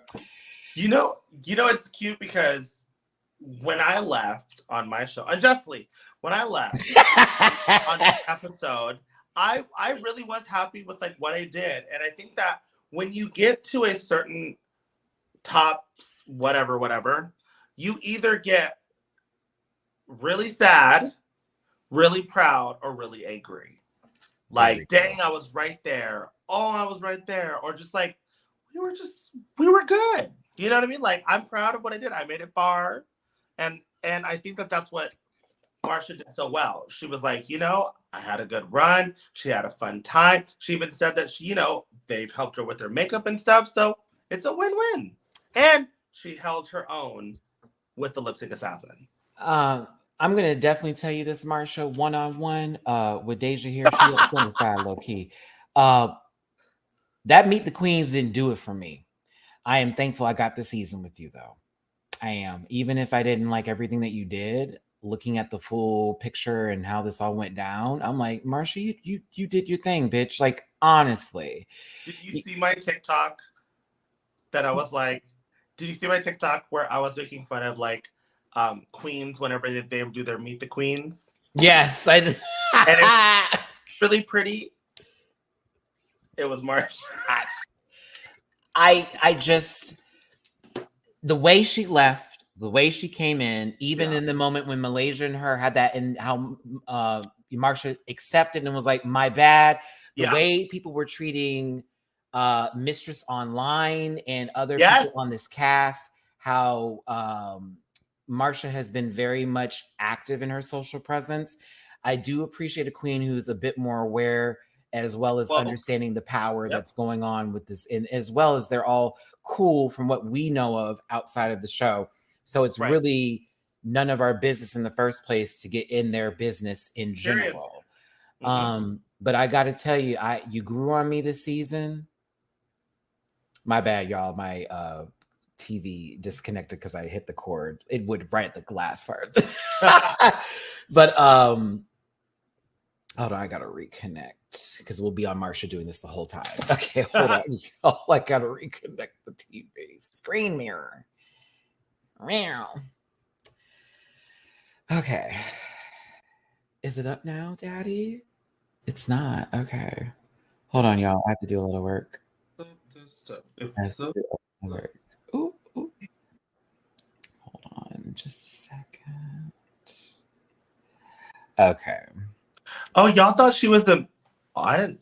It's coming back. It's coming back. What were they saying? We thought Marcia was the mean plastic of the season. I didn't get that. I just got like, I'm so pretty. I'm just really pretty. I didn't get that. I didn't get it. She was painted as a villain via the spoilers. TBH. And they were going to say that she was going to get into it with everybody. A lot of the spoilers that were posted this season were false. I'm kind of hyped about it. I had got, I don't talk about it, but I have somebody who that gives me like the full runs, and then they're like, watch how YouTube works. And I said, okay. And sure enough, I was seeing people's videos. I'm like, that's not true. That's not true. Ooh, that's not going to happen. They make up stuff and people just roll with it. And I'm like, y'all, this is insane. Like, shout out to my friend who I will never give away. Thank you for the tea always. But he knows, because he's like, girl, watch how it comes. So, because it's just very interesting. Real. But it's real. Yeah. Your friend is real. Lord, I wish. I wouldn't be out there digging in the street with her, but hey, I would love to have a brunch with Rue one of these days, or roll one with her if she's about that life. You know what I'm saying? She gives me hybrid. She don't want to be sleepy. But Marcia, I'm going to miss you on this show. You were necessary and needed. I think that this cast in general, overall, has been good. I just hated they got the bullshit of the 60-minute episodes because of Tadra and the rest of them gals, and now all of a sudden the show that they have coming on after it's after Untucked. Like, y'all could have done that for the West Hollywood show. Like, what was the purpose? Chevelle, I wanted to put you on my screen because you were in Untucked, and I was yes. I was like, put her on the show, make her a judge, do something. Okay. Like, just do something. But Mistress, seeing you break in that moment was a real one because you were gooped. You were gooped. Like your gasp had Lucy come out of her skin. Like, come on now. Right. I was like, oh, she wasn't ready to see her mama. Right. But it was a really beautiful moment, and I'm glad they had it. Ali Wong was really great when they got back there. I just wanted to wrap up Untucked real quick. And Selena, you know, as a Libra, I relate to you. As a person with some sort of the same family dynamics, I relate to you. I'm not quite sure if her mother passed. I think I remember reading that there was something going on with her mom on Twitter. So I don't want to be disrespectful in that moment if that's the case. She's coming out and telling us that her mom had stage 4 cancer, the situation with her brother. I see Selena's going through some stuff. And, you know, that's also now playing a factor in my way of looking at her on the show. Like, you have a lot going on right now and you still got cast and you're like, I have to make shit happen. So there's a lot on her plate. Yeah, Sasha teared up because Sasha and Chevelle are cool. Like I have seen them in shows together before, which is why I'm like, if she's there, she can come too. And there's a couple other ones where I'm like, you can bring her in too. You can bring her in too. Either way, I thought Untucked was a nice little emotional moment, and Marsha had a really nice exit, and it was just really sweet. Yeah. Other than that, I think that's it for the review portion of this, kid. I think that's it. As titties, let me get this off this picture, girl. I'm sorry. It was a lot to take in, but DeJa, we made it. We did. 3.5 hours of amazingness. You're welcome. You're welcome, everyone. Like honestly, y'all, you always be like, Matty, we want you doing a podcast. This was high key, a videotaped podcast moment down. Okay, we learned a lot today. DeJa gave us a little bit of insight. Yes, we got education. We know where Mistress gets her brows from. Listen. Don't do it, Mistress. When I see you, you better stick one of them brows on me, bitch. I swear to God, if I can see you now. Come here, baby. No, here's the thing. They're literally, you can, like, when they're on, you can't rub them off. Like, they're on, bitch. How you get them off then? No, like, with cleanser and everything. But like, if someone went like that, it wouldn't come off. Wow. Okay, that's good to know. Yeah. I remember one time I put them on and they were like off. And I didn't want to fidget with them, so I literally put foundation over and just I was over it. So I covered a brow. Like they just like resourceful queen. I love it. I'm definitely gonna have to take a look at that because I still want my thick brows when I do drag brows. I just don't want these my guy brows here, my little caterpillars. I know. Listen, DeJa. Oh my God, I keep disconnecting this TV, but we don't need to reconnect it anymore. We've already done the picture-in-picture. Listen, DeJa, thank you so very much for being here, for coming in. I think this is actually the way it should have happened versus me coming into DragCon this way because Yes.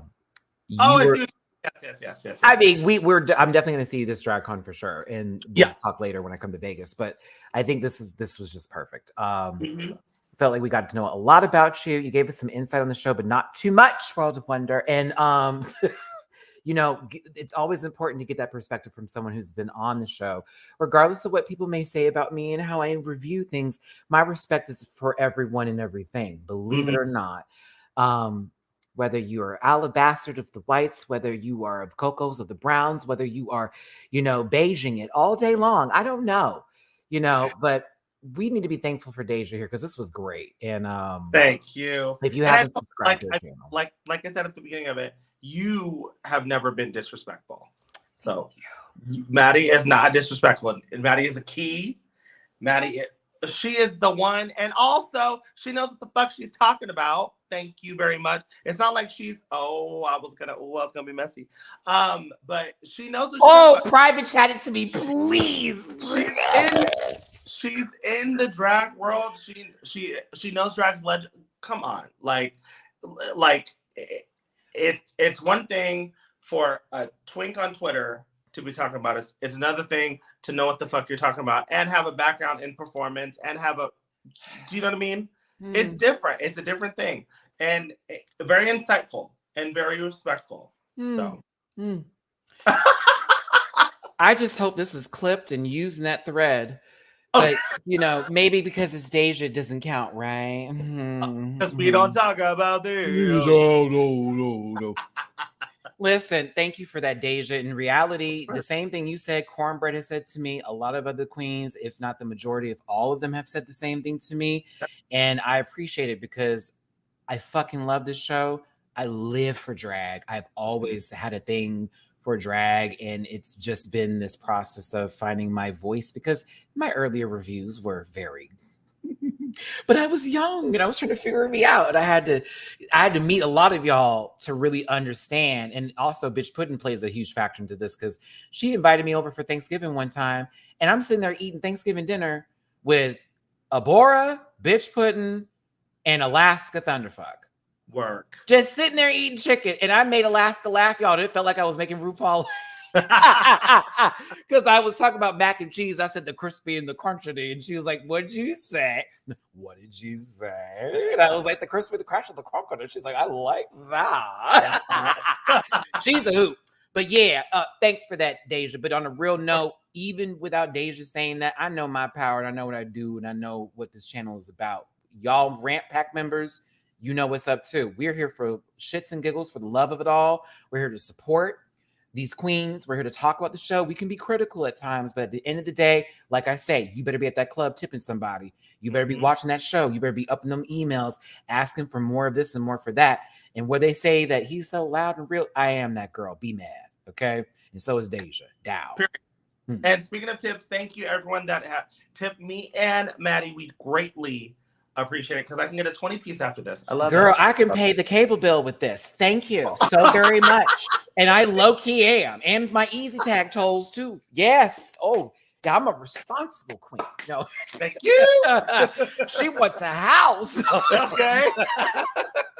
Listen, I'm sad that I still was living in Vegas when you moved out there because I was like, I was just there. Dang. But it's kind of more than likely in the next year or so, I'm going to probably be moving back. So if you're still there, get ready. Because mama, I'm not going nowhere. I need a cheap trip to LA. So Vegas? Yeah. Boom. Exactly. No, like I don't see myself. I told myself I would give myself the minimum 5 years here. So I'm here, girl.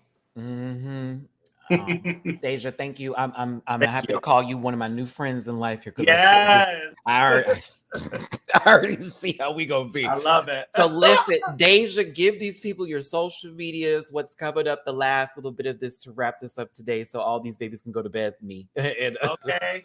You can find me on all my social media, Twitter and Instagram, DeJa Skye, TikTok, or my website, thedejaskye.com. You can find me in Vegas at Senior Frogs at Drag Brunch or at RuPaul's Drag Race Live, and then on What's the World this summer. So get it. And then what else? Also my YouTube channel, All Days Analysis. I'm actually coming out with new content. I'm coming out with kind of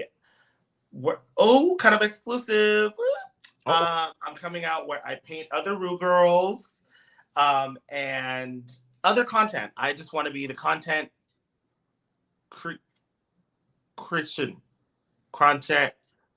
creations. Annabelle Creations of Content. That's me. That is. Not Lucy's makeup this week, but thank you so very much. A wooden doll. Okay. Ooh, jump scare. Listen, Lindsay, I want to give this time here. So proud of watching your evolution, Maddie, over the last 4 years. At least I've been following you. Wow, back when you lived with Jamar off and on in the old background to the LP, man. Word. Yeah, I've been through a lot. Listen. Thank you, DeJa. Thank y'all for being here. I get to announce today that I'll have my first drag performance ever on May 12th at Precinct. Bitch is giving me one number.